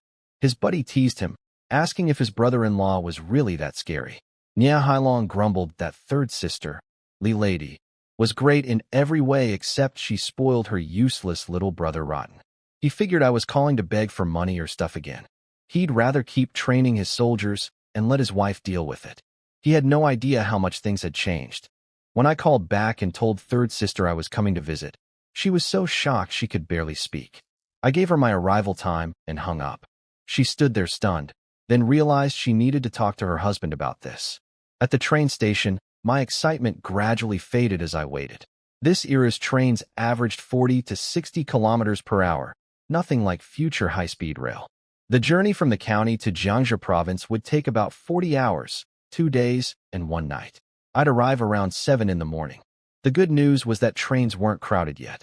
Nothing like the 90s when people were packed in the aisles like sardines. I got a window seat. Next to me sat a 40-something man in a Zhongshan suit, clearly a cadre. Across from me was a dark-faced man in a blue jacket and faded cap, sitting beside a younger man in blue work clothes. We sized each other up politely and nodded, then minded our own business. People were smoking, reading newspapers, playing cards, even bringing chessboards on the train. I watched it all like a documentary for a while, then lost interest. I closed my eyes and sent my consciousness into the spirit spring space. I wanted to check whether the salted meat was aging properly on the time-accelerated black soil. It was working perfectly after 1 night and half a day in real time. The meat looked like it had been curing for 7 or 8 days. Meanwhile, the wild boars and bear outside the accelerated zone were still frozen in time, exactly as they'd been when I stored them. The train stopped at nearly every station for minutes at a time. Eventually, a conductor walked through the aisle announcing dinner service. He wore a white uniform with a blue cap bearing a red star. The dining car offered rice, noodles, dough pieces, and steamed buns, with over a dozen dishes available. You could even buy half portions. People started ordering. Noodles for 2 mao, rice plates for 3 mao. A female attendant pushed a cart through, delivering food in aluminum lunchboxes with matching spoons. The 3 men around me didn't buy anything. They brought their own food. 2 of them pulled out aluminum boxes with hard, stale cornmeal buns. I had my own food too, Mom's incredible meat buns, but I had other plans. What most people didn't know was that trained cooks in this era came from Beijing's most prestigious restaurants, places like Fengzi Yuan and Hongbin Lu. The food on these dining cars was legitimately comparable to state banquet quality. When the government needed chefs for hosting foreign dignitaries, they'd borrow cooks from the railway system. That's how good they were. I'd been waiting for a chance to try this food, and I wasn't about to pass it up. The man across from me smiled and offered to ask the attendant for hot water once meals were delivered. He assumed I'd brought my own food too and told me to get my enamel mug ready. Just as I was about to head to the dining car, a conductor in a white uniform walked up and offered to heat the 2 men's cold cornmeal buns in the kitchen for 5 fun, with some tofu and radish on the side. They happily agreed and handed over their aluminum boxes. The service on these old green trains was incredible, nothing like I'd expected. The conductor then turned to me and the cadre next to me, listing the menu options. I asked if I could eat in the dining car itself. He pointed me toward the back, 3 carriages down. I also asked about grain coupons. He said there was a new rule, no coupons needed on the train. That made sense. Farmers didn't have grain ration books, but still needed to eat while traveling. I thanked him and headed for the dining car. The middle-aged cadre had the same idea and followed right behind me. Meanwhile, at Third Sister's military base, things were happening that I'd only learn about later. Third Sister, Li Lady, was picking up her 2 daughters from the base daycare. Nia Shangnan was the older one, serious and cool like a little adult with short hair. Nia Rushue was the younger one, cheerful and innocent with braids. Rushue proudly recited a Tang Dynasty poem, but mixed up 1 word. Shangnan coldly corrected her and called her stupid. Third Sister normally would have told the older one to be nicer, but today her mind was elsewhere. Walking home, she ran into her husband Nia Hailong, who'd finished training early. The 2 girls raced into his arms. He scooped them up and waited for Third Sister to catch up. On the way back, he asked if she'd gotten my call. She nodded nervously. She knew her husband didn't think much of me. He saw me as a spoiled, lazy kid who'd been coddled by the whole family and lacked any sense of responsibility. She took a deep breath and told him I was coming to visit. His eyes went wide. He couldn't believe it. She explained that I'd hung up before she could even respond, and I was probably already on the train. Third Sister was worried. She'd raised me herself before getting married. She knew exactly what kind of person I used to be, couldn't carry anything, couldn't do anything useful. She couldn't understand how Mom had let me travel this far alone. Nia Hailong's concerns were different. He sighed and said fine. If I was already on the train, what could he do? but he wanted third sister. To make something clear to me, food was tight everywhere. Many places only had one bowl of thin porridge a day. If I came and complained about their meals, I could turn right back around. Third sister's face lit up. She said she'd always known he was good. He smiled bitterly and said he felt sorry for their daughters. Everyone's rations were fixed, and one more mouth meant less for the family. Third sister immediately offered to give up part of her own food for me. He glared at her and said absolutely not. My share would come equally from both of them. They wouldn't let the children go hungry no matter what. Third sister teared up and thanked him. She said he knew I was her only real brother. Years ago, she'd accidentally overheard a conversation between mom and dad and discovered that fourth brother, Li Weigua, wasn't actually mom's biological son. He'd been switched at birth. That meant I was the only blood brother third sister had.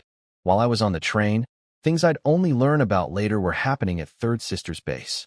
She and her husband Nia Hailong walked home with their two daughters, Shengnan, the serious older one, and Rushue, the sweet younger one. Some soldiers teased them about looking like lovebirds. Third sister fired back sharply, scaring the guy into retreating. Nia Hailong threatened them with a 10-kilometer armed march if they didn't scram. They vanished like rabbits. The couple laughed and chatted about finding a wife for one of the soldiers, walking home hand in hand with their girls. Third sister had carried a heavy secret for years. She'd overheard that fourth brother wasn't mom's biological son. He'd been switched at birth. That made me her only real brother. She also felt guilty for only giving Nia Hailong daughters. She'd named Shengnan hoping she'd be as strong as any man, and Rushue hoping she'd grow up healthy. Nia Hailong wanted a son he could raise as a soldier, but he never pressured her about it. He'd promised to keep the family secret. Back on the train, I made my way to the dining car. It was spotless. White tablecloths on every table, flowers for decoration. Not many people ate there, just me in my cotton jacket, some cadres, and train staff. I grabbed a table and opened the menu. The food on these old green trains was legendary. The cooks came from famous Beijing restaurants like Fengzi Yuan and Hongbin Lu. This train originated from Beijing, so the menu featured classic Beijing cuisine, refined, elegant, bursting with flavor. I ordered Beijing-style shredded pork and sweet bean sauce, stir-fried triple delight, and a bowl of lamb soup. Absolutely incredible. The kind of cooking you couldn't find anywhere else. The cadre from my seat, a man named Li Xiangqian, sat nearby, and we chatted briefly. He asked if I was on a business trip. I said half business, half visiting my sister who happened to be in the same area. Our meals arrived, and we ate separately. Then I headed back to my seat. Someone had filled my enamel mug with hot water, the two men sitting across from me. A kind gesture. I returned it by handing them each a cigarette. We talked a bit. They were carpenters from Beijing with inherited skills, heading home for the winter. I didn't know much about woodworking beyond the fact that golden nanmu was valuable, so the conversation dried up quickly. I closed my eyes and spent most of the journey practicing my new sensing ability inside my spirit spring space. Time crawled by with the rhythmic clanking of wheels on rails. By the third day, it was the middle of the night. Just a few hours until we'd reached Jiangxi province. Out of pure boredom, I'd been experimenting with my sensing power, extending my awareness through the train. I could hear everything: wind, conversations, snoring, heartbeats, breathing. It was like standing right in front of people even though they were carriages away. That's when I noticed something wrong in the next car. An old woman and a younger man were traveling together with a baby wrapped in swaddling clothes. The baby hadn't cried once. Not in the afternoon, not in the evening, not in the dead of night. 3 separate checks across many hours, always silent. No normal baby does that. I snapped out of my sensing state, drained but alert. Through my ability, I could tell the pair was packing up their belongings, getting ready to get off. The station announcement came over the speakers at the same moment. No time to waste. I shouted at the top of my lungs. Stop! The whole car jolted awake. People cursed at me. The old woman clutched her chest and yelled that I'd nearly given her a heart attack. Passengers glared, some rolling up their sleeves ready to fight me. The train screeched and shuddered to a stop at the station. In that instant, the old woman and the man exchanged a look. She shifted the baby behind the man's body, and he squared up, staring me down with murderous eyes. Kid, mind your own business, he growled. I shouted even louder for everyone to hear. Don't let them leave. These two are child traffickers. I launched myself forward. All the strength I'd built from drinking spirit spring water exploded in one burst. My body hit the man like a cannonball. A bone cracked when I hit him. The man flew backward and crashed to the ground, coughing up blood. I was honestly shocked at my own strength. I hadn't expected one tackle to put him down that hard. But then again, just days after drinking spirit spring water, I dragged a 200-gene boar down a mountain with brute force. It was a miracle I didn't kill the guy. The old woman bolted. I yelled for people to stop her. She was a trafficker. A few passengers finally snapped out of their shock and blocked the aisle. She couldn't get through, so she turned around, screaming that the baby was her grandson, that I'd attacked her son, and she was going to report me to the police. The people blocking her hesitated. Her story sounded plausible, and they'd just watched me slam a man into the ground. I shouted back that every train had railway police on board. Just call them over, and we'd see who was telling the truth. A middle-aged man who traveled often confirmed what I said. People scattered in both directions looking for the conductor and police. The commotion woke up half the train. Word spread fast. Child traffickers on board. Then the old woman did something that proved everything. She lifted the baby over her head and screamed that if anyone came closer, she'd smash the child on the floor. The passengers blocking her went pale with fury. Now everyone knew I'd been right. She called out to the man, Xiangzi, trying to get him back on his feet. He dragged himself up, clutching his chest, glaring at me with murder in his eyes. Just then, the conductor and railway police arrived. But in that split second, while everyone was focused on the officials, I made my move. I lunged at the man and punched him hard in the stomach. He crumpled. Without stopping, I charged at the old woman. She was about to throw the baby when my hand clamped around her wrist like iron pliers. The passengers grabbed her other arm. Someone else caught the baby safely. The train was in an uproar. Half the passengers were awake. But that baby was still sleeping through everything. I felt a wave of both relief and heartbreak. How much drugs had these monsters given a nursing infant? The conductor pushed through the crowd and thanked me on behalf of the railway. The traffickers were tied up tight. The baby was handed to another crew member. They asked me to stay and give a statement. I refused. I said the train needed to keep moving, and the people meeting me at my destination would worry.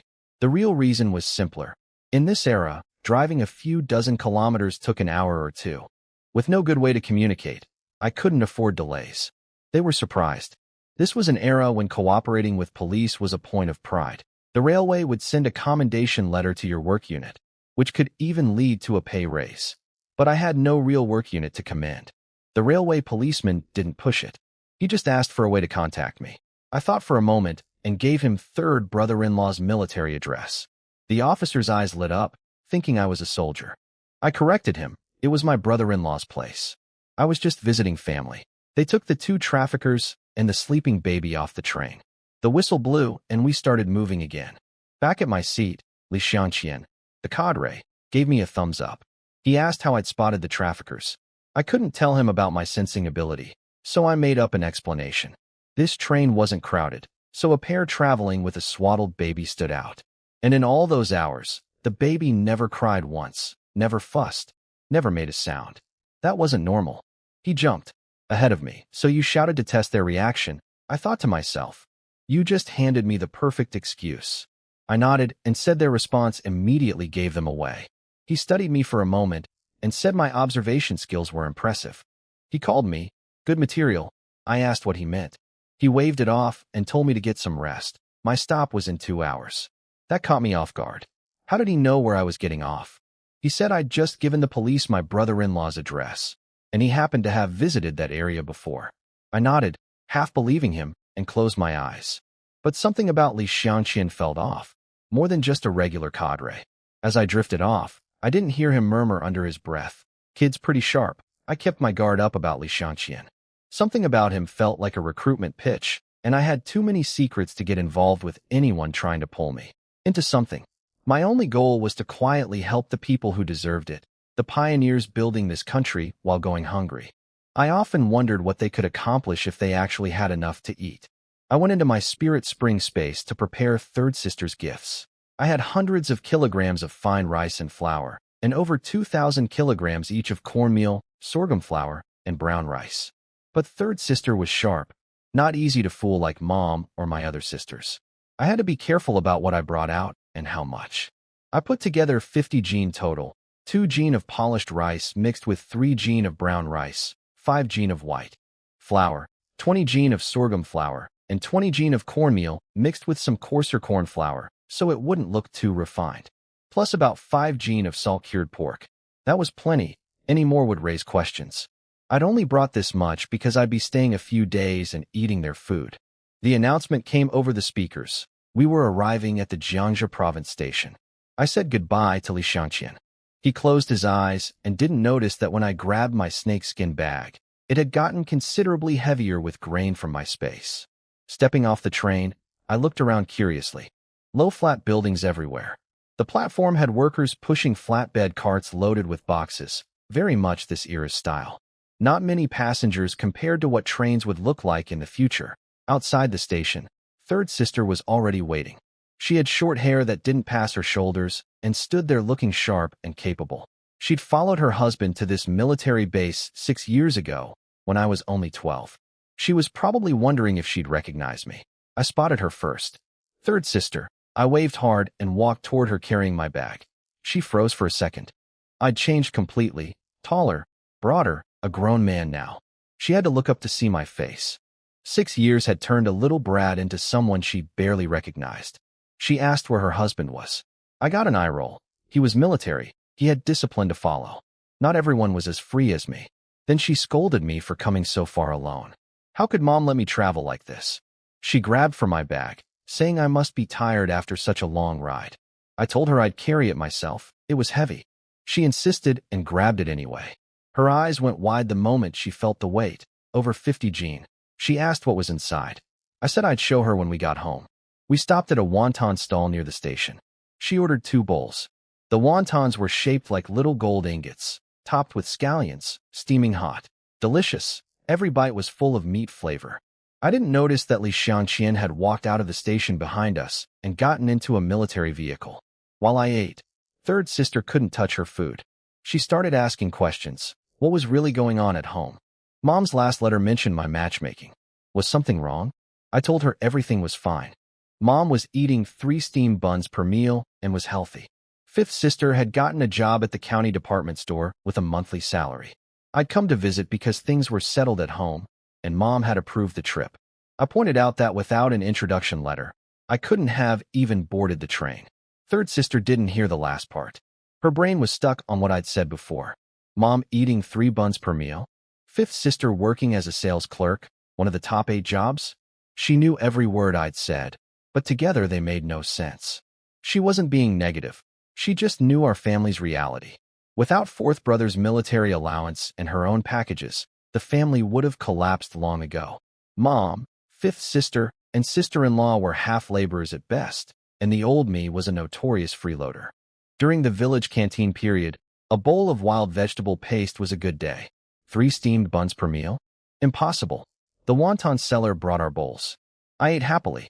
Third sister sat there, her mind racing, convinced I was lying through my teeth. She pushed her bowl toward me and said she wasn't hungry, probably just tired. I should eat hers too, but as she said it, tears started rolling down her cheeks onto the wooden table. She couldn't hold them back. A wet patch spread across the surface. She thought I was making up stories to hide something terrible. Third sister, why are you crying? Are you feeling sick? I can take you to a hospital. Third sister wiped her eyes with her sleeve and told me to keep eating before it got cold. But I put down my chopsticks, paid the 1 yuan for both bowls of wontons, grabbed my bag, and started walking away. She chased after me asking where I was going. I told her since she obviously didn't want me here, I'd buy a ticket home. The bag had grain and meat for her family. She could keep it. I wasn't dragging it back. She burst into tears again and grabbed my arm, refusing to let go. Then an older woman working at the station marched over with a suspicious look, asking what was going on. My scalp went numb. I didn't want to get accused of being a creep. I quickly explained we were siblings, same mother. I nudged third sister to confirm. She looked at me first and asked if I was still leaving. I said no. Only then did she tell the woman it was just a sibling argument. The woman waved us off, grumbling about making scenes in public. Third sister still wouldn't release my arm. I laughed and said her tears came and went like an actress. She was wasting her talent. She pinched my arm hard. I yelped and threatened to tell Mom she was bullying me. She glared at me with that same fierce look she'd used to scare me when I was little. I softened my tone and asked why she'd really been crying. Was it because she didn't believe what I told her? She got flustered and admitted my news sounded too outlandish. Mom eating 3 buns a meal, 5th sister working in the city. She'd convinced herself I was making everything up to hide something bad. I told her if she didn't believe me, she could send Mom a telegram and ask herself. Then I added that honestly, I wouldn't believe it either if someone told me. She pointed at me furiously, but before she could explode, I untied the snakeskin bag and opened it wide. Grain. Lots of grain. And meat. Her mouth fell open. She stared in disbelief. I'd hauled over 50 gene of food across 1,000 kilometers just to bring it to her. Everything I'd said suddenly became real. She felt 2 things at once. Warmth that her little brother had finally grown up and cared enough to do this, and guilt for doubting me. She gently touched the spot on my arm where she'd pinched me and apologized softly. I milked it a little. Now you're sorry? Where was that energy a minute ago? She bared her teeth at me the same way she used to when we were kids. With her short hair, it actually looked kind of cute. I reminded her we had a bus to catch. She slapped her forehead and said if we missed it because of me, I'd be walking. But she was smiling. The bickering felt like old times. 6 years of separation melted away like it was nothing. On the way to the bus, I told her the same story I'd told Mom. Ancestors teaching me skills. In dreams. After seeing the bag of grain with her own eyes, 3rd sister believed it much faster than I'd expected. I told her about trading fish for 5th sister's job, hunting wild boar, and sharing it with the village, all of it. Her mouth stayed open practically the whole time. When I finished, the first thing she said wasn't about herself, it was a warning. She told me to keep this secret and never talk about it with outsiders. I assured her I'd only told Mom and our sisters. Then she hesitated, thinking about her husband. I read her expression and asked if the problem was explaining things to brother-in-law. She nodded. There was no hiding 50 gene of grain from him. I told her she could tell him, but with one change to the story. Say I learned my skills from an old hunter, not from ancestor dreams. A military man like him would never swallow the supernatural version. She nodded seriously. She understood the difference. Just then, the bus to town arrived. 3rd sister bought 2 bus tickets to Deer Town, 2 Mao each. The bus was an old Liberation brand truck converted into a passenger vehicle. I'd never ridden anything this rough. 3rd sister misread my reaction and thought I was just nervous about my first bus ride. She said I'd get used to it, and next time she'd get me a ride on a military truck. No roof, but the wind felt great. Soon the bus was packed with people, livestock, and a nauseating mix of diesel fumes, cigarette smoke, sweat, and animal droppings. Now I understood what she meant about the wind feeling nice. After over an hour of that torture, I practically crawled off the bus feeling like I'd been reborn. I swore I'd avoid these buses whenever possible. 3rd sister pointed ahead to the guard post. We walked to the reception office where I registered. Skipping that step would have gotten me treated as a spy. Then she gave me a tour as we walked to her house. The compound was like a small community, mostly military wives and families. There was a factory for the wives to work in, a daycare, a grocery shop. Everything you needed. I asked where brother-in-law trained. She explained this was the family compound. The actual base was nearby, but separate. She pointed to a long row of neat brick buildings, her home. They were single-story, a bit larger than normal townhouses, with vegetable plots behind each one. Then I noticed some 2-story buildings on the other side and asked who lived there. She said those were for regiment-level officers and above. I asked when brother-in-law could get one. She laughed. He was only a deputy battalion commander, so it'd be a long wait. A 50-year-old woman named Auntie Zhang appeared, carrying vegetables. 3rd sister introduced me as her brother visiting from home. Auntie Zhang looked me up and down with squinty eyes, then stared at my dusty snakeskin bag with obvious contempt. She said I should stay a while. After all, the compound had running water and electricity, much better than our poor countryside that didn't even have tap water. I was about to explode. 3rd sister grabbed my arm and quickly excused us, saying I needed rest after 2 days on the train. She pulled me inside and shut the door. I demanded to know why she'd stopped me. That woman's words were disgusting. Acting like being in a military compound made her better than rural people. As if she wasn't from the countryside herself. If she hated farmers so much, she should stop eating the food we grew. My hands were shaking as I lit a cigarette. Third sister covered my mouth and whispered to keep it down. The walls were thin. Then she explained. Auntie Zhang's son Li Debao was a company commander under brother-in-law. 2 years ago, he'd taken a bullet protecting a comrade. Afterward, his wife ran off, leaving a child with no one to care for it. That's why they'd brought Auntie Zhang from the countryside. She had a difficult personality, but she was also a pitiful woman. Third sister asked me to just ignore her for brother-in-law's sake. If I caused trouble, it would make things awkward for him professionally. I grudgingly agreed, saying I was only doing it for my brother-in-law. I asked third sister how to handle the grain. She told me to rest first. She'd take care of it. She led me to a small partitioned room with bedding already prepared. The whole flat was maybe 40 or 50 square meters, a kitchen, a living area, and 2 tiny rooms. I asked where everyone would sleep. She said she'd share with the 2 girls, and brother-in-law would crash at a comrade's place for the next couple nights since he had a mission coming up anyway. I felt bad about displacing him. She pushed me onto the bed and said if he wasn't leaving for a mission, she'd have had him grab a board from the supply room for the living room floor. It wasn't a big deal. She told me to rest and closed the partition door. I was exhausted from the journey, but more than that, I was glad to finally be here with third sister. The unfamiliar room, the sun-baked smell of the bedding. It finally hit me that I'd traveled over 1,000 kilometers to reach third sister's place. I kicked off my shoes and collapsed into bed. 2 days and a night on a train had worn me out. I slept straight through to the afternoon. When I came out, third sister had already picked up her 2 daughters from daycare. 3 pairs of eyes stared at me. Third sister introduced me as their uncle. Rushiwa's voice was sweet as honey. Hello, uncle. Shangnan was ice cold, snapping out, uncle, like she was filing a military report.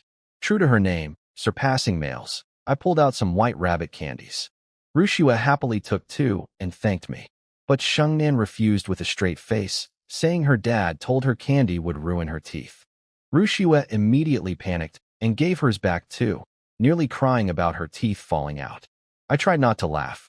This cool little niece was something else. Third sister explained that brother-in-law had scared the kids with the teeth story to keep them off sweets. I told them eating 1 or 2 candies occasionally wouldn't hurt their teeth. It might even be good for them. I felt like the big bad wolf tricking Little Red Riding Hood. Rushiwa's eyes sparkled. Third sister backed me up, and I mentioned the famous slogan, 7 white rabbit candies equal 1 glass of milk. Dissolve them in water, and you've got real milk. Rushiwa was starstruck. But Shingnan's face shifted from proud refusal to quiet regret. She'd thought she was turning down candy, not milk, and she'd heard milk was great for growing up. I pretended not to notice her distress and dumped all the remaining candies into Rushiwa's tiny hands. 6 or 7 white rabbits filled her palms completely. Let the proud ones do a little. Shangnan pressed her lips together. Behind that tough face was a sliver of real regret, hidden carefully. Third sister scolded me for teasing a child, then sent the girls outside to play and told me she had questions. She wanted to ask about my love life. She'd been curious since this morning, but my shocking news had derailed everything. Before she could start, the door opened. In walked a man in uniform, about 175 centimeters, dark-skinned and solid, wearing a major's insignia on his shoulders. Brother-in-law, Nya Hailong. I called out, brother-in-law, politely. He strode over and punched me in the chest. Hard. Then he nodded approvingly and said I was sturdy, good material. He asked if I wanted to join the military under his command. My chest was still numb from the punch. I was pretty sure that was payback disguised as a greeting. Serving under this man would mean getting destroyed daily. I shook my head so fast it could have rattled loose. Right on cue, third sister's voice cut in from behind. She told him to knock it off. This wasn't a training field. She ordered him to stop trying to recruit everyone he met into the army. He argued back that soldiers protect the nation and without them, civilians couldn't live in peace. She said she couldn't out-debate him, but unless I volunteered myself, he needed to stop scheming. He grinned and surrendered, then slapped my shoulders twice more, saying it was a real waste not to enlist with a body like mine. Third sister shouted his full name, Nie Hailong, and he backed off immediately, hands up in defeat. I smiled to myself. One thing conquers another. Against third sister, the fearsome deputy battalion commander didn't stand a chance. The sizzle of meat in the pan sent its smell through the whole house. Brother-in-law Nya Hailong came marching into the kitchen with a dark expression. He saw third sister stir-frying what looked like a full gene of pork. His face went tight. He was doing the math in his head. As a deputy battalion commander, he only got 2 liang of meat coupons per month. 1 gene of meat in a single meal meant the family wouldn't taste meat again for half a year. He understood wanting to welcome me. I was his wife's brother who'd traveled far, but this was reckless. He could skip his own rations since he was leaving for a mission in 2 days, and my food could come from his share. But what about the kids? He was standing behind third sister, radiating anger, when she turned around and caught him. She told him to either help or go talk to me. Then she laid into him. I'd come all this way carrying grain and meat for them, and he couldn't even say thank you. She reminded him this was their home, not a training ground, and she wasn't one of his soldiers. His anger shattered. He stammered, pointing at the meat in the pan. She cut him off with an eye roll and said his measly monthly rations wouldn't cover anything. She was cooking extra specifically because he had a mission coming up. If she'd known he'd react like this, she would have waited until he left and eaten the meat secretly with the kids and me. She twisted his arm for good measure. He didn't care about the pinch. He was staring into her eyes, desperately wanting to confirm the meat really came from me.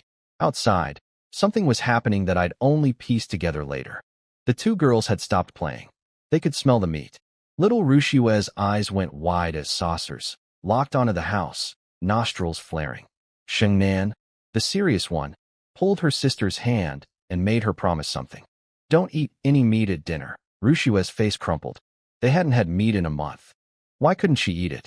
Shengnan threatened to never speak to her again if she didn't agree. The older girl couldn't explain her reasoning properly. She just knew the family's meat was limited. She'd never seen her mother smile as brightly as when I'd arrived. She figured if they saved the meat for me, I'd come visit again, and Mom would keep smiling like that. Rushiwe fought back tears and chose her sister over meat. They squeezed each other's tiny hands tight. Shengnan offered her candy as consolation, all of her share of the white rabbits. That meant Rushiwe got an extra glass of milk's worth. The little one's eyes curved into happy crescents. Meanwhile, next door, a different scene was playing out. Auntie Zhang's grandson Li Xiaobao, a pudgy little boy, was clinging to her legs screaming for meat. He could smell it too. She tried to comfort him, promising meat when his father got next month's coupons. The boy wailed louder. Li Debao, Auntie Zhang's son, the company commander, came out stone-faced. He knew exactly where the smell was coming from. Our house. He snapped at his son about being too fat already and threatened him with a beating. Everyone in the compound knew by now that Nya Hailong's brother-in-law had come to visit. The soldiers had been gossiping and joking about it since I'd boarded the train. For years they'd watched third sister send money and food home to our family without ever getting anything in return.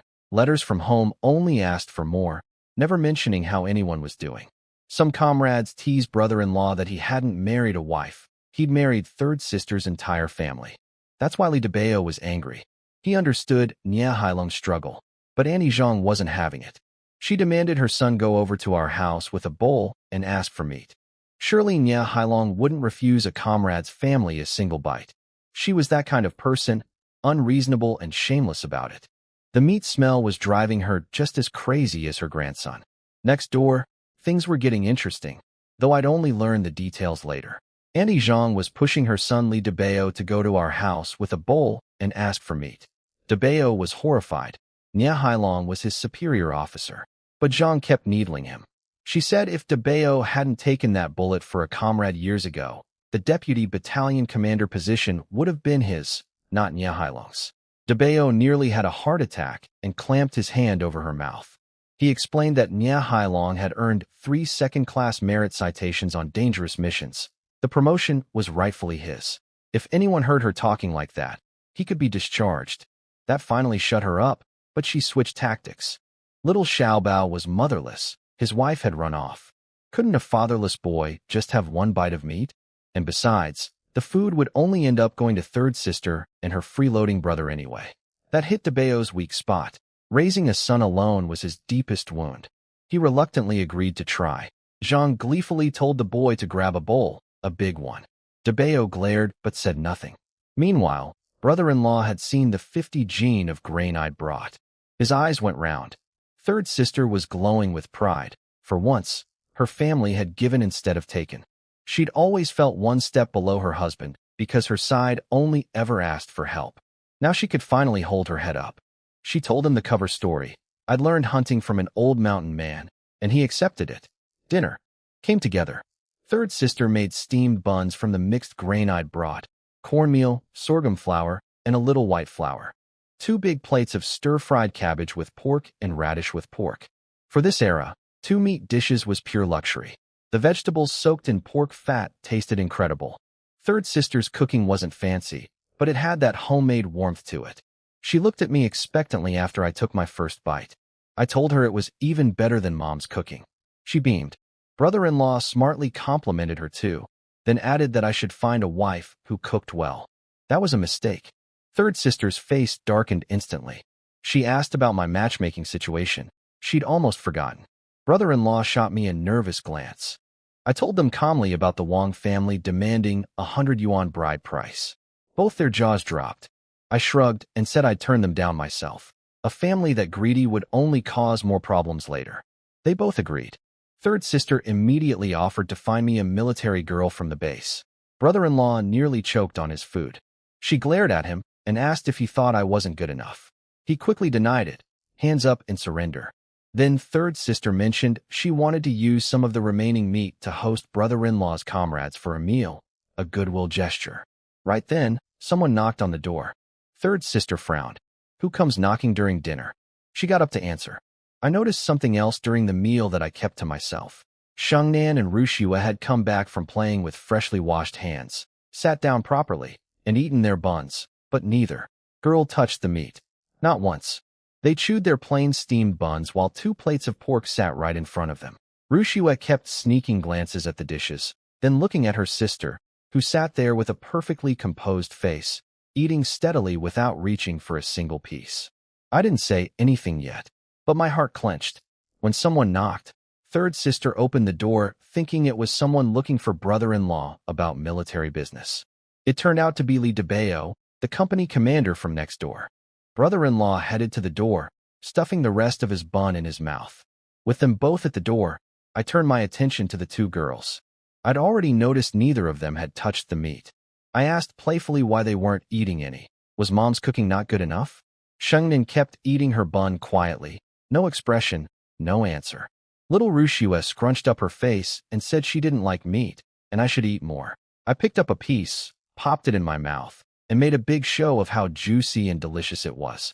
Rushua looked at her sister with the most heartbreaking expression I'd ever seen on a child. I told her to eat her vegetables then, and started loading cabbage and radish into her bowl. She looked ready to cry. So I switched tactics and told her seriously that her teacher must have taught her not to lie. Liars get long noses. She grabbed her nose in horror, whimpering that she didn't want to be ugly. That's when Shengnan broke. She told me to stop scaring her sister. She admitted it was her idea. She'd told Rushua not to eat the meat so there'd be more for me. Then she quoted at me, "When a friend comes from far away, is that not a joy?" She said I should eat more since I'd traveled so far. My heart cracked. This little girl was barely 8 years old, quoting Confucius to justify starving herself so her uncle could have pork. I had to fight hard not to cry. Instead, I piled meat into both their bowls and told them I'd been eating so much meat lately that I was sick of it. They didn't believe me for a second. Rushua sniffled and said I was lying, and liars get long noses too. She informed me very seriously that she and her sister were 5 years old now, not 3. They couldn't be tricked so easily. Shengnan nodded along.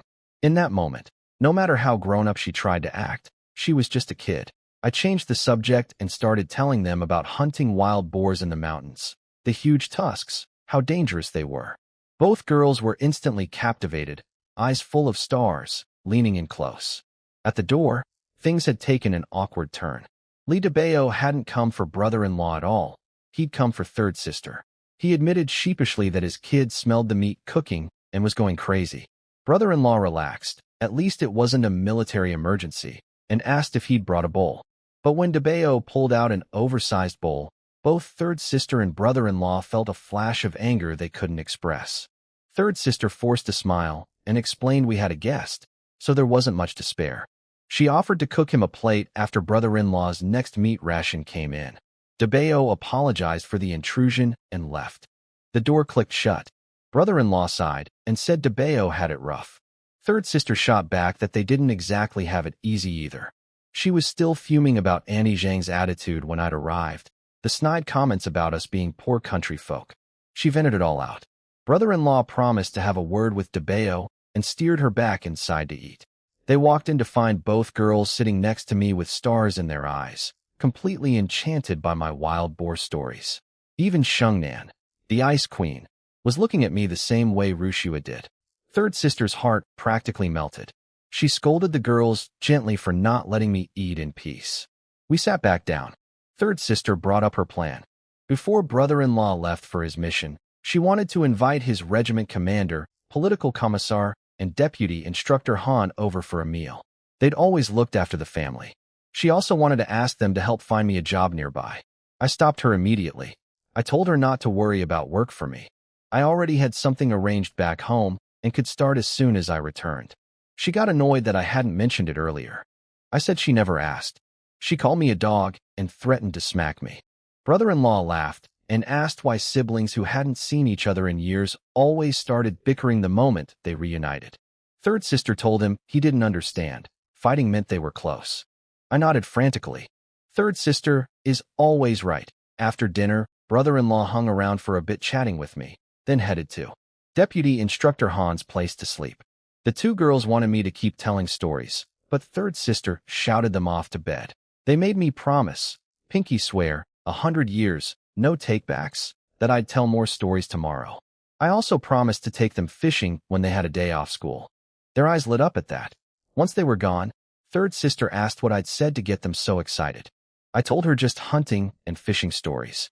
She warned me not to take the girls into the mountains. There were real wild boars around here that came down to destroy crops. I promised I wouldn't. She looked suspicious, but let it go. She brought up the meat I'd brought, saying she hoped I wouldn't mind her using some to host people. I told her it was hers to do with as she pleased. I'd brought it for them. Basic social obligations were something I understood. I asked what had made her angry during dinner. She sighed and explained the situation with Annie Zhang's family coming over with a bowl asking for meat. She'd turned them down.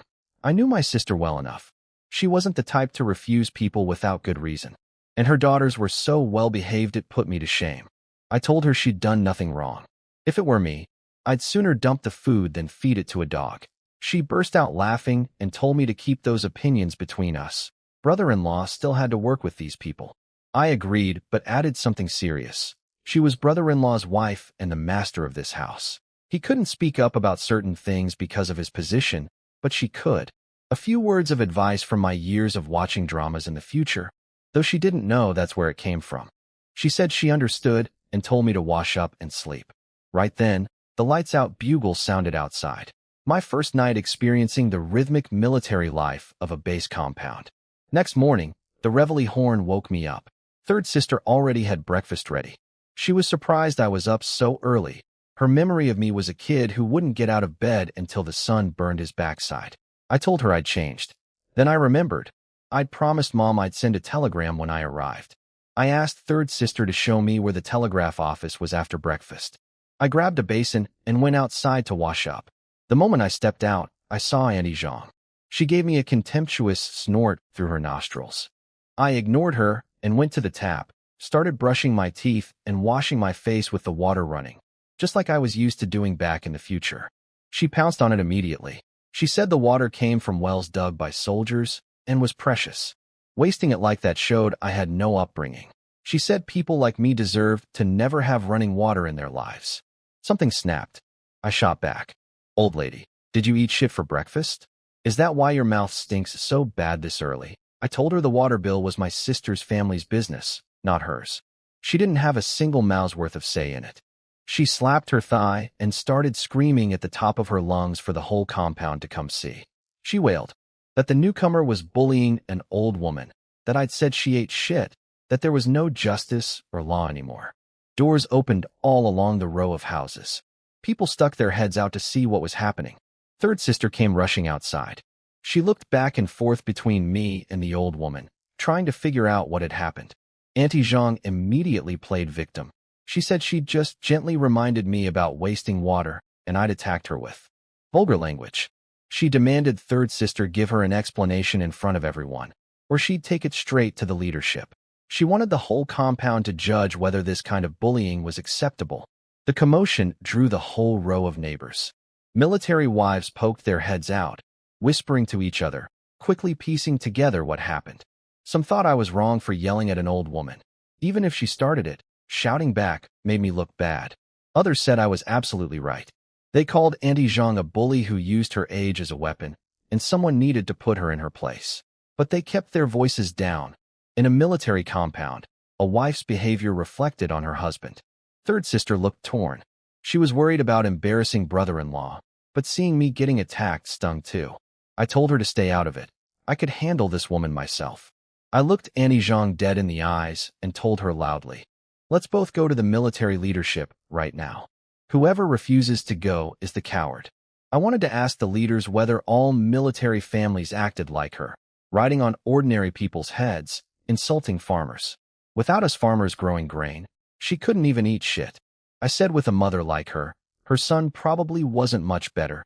A crooked beam makes a crooked house. I demanded the leadership investigate her whole family, because this kind of behavior disgraced the military.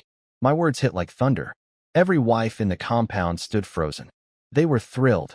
Auntie Zhang had bullied them all for years, but nobody dared escalate things because it would hurt their husbands.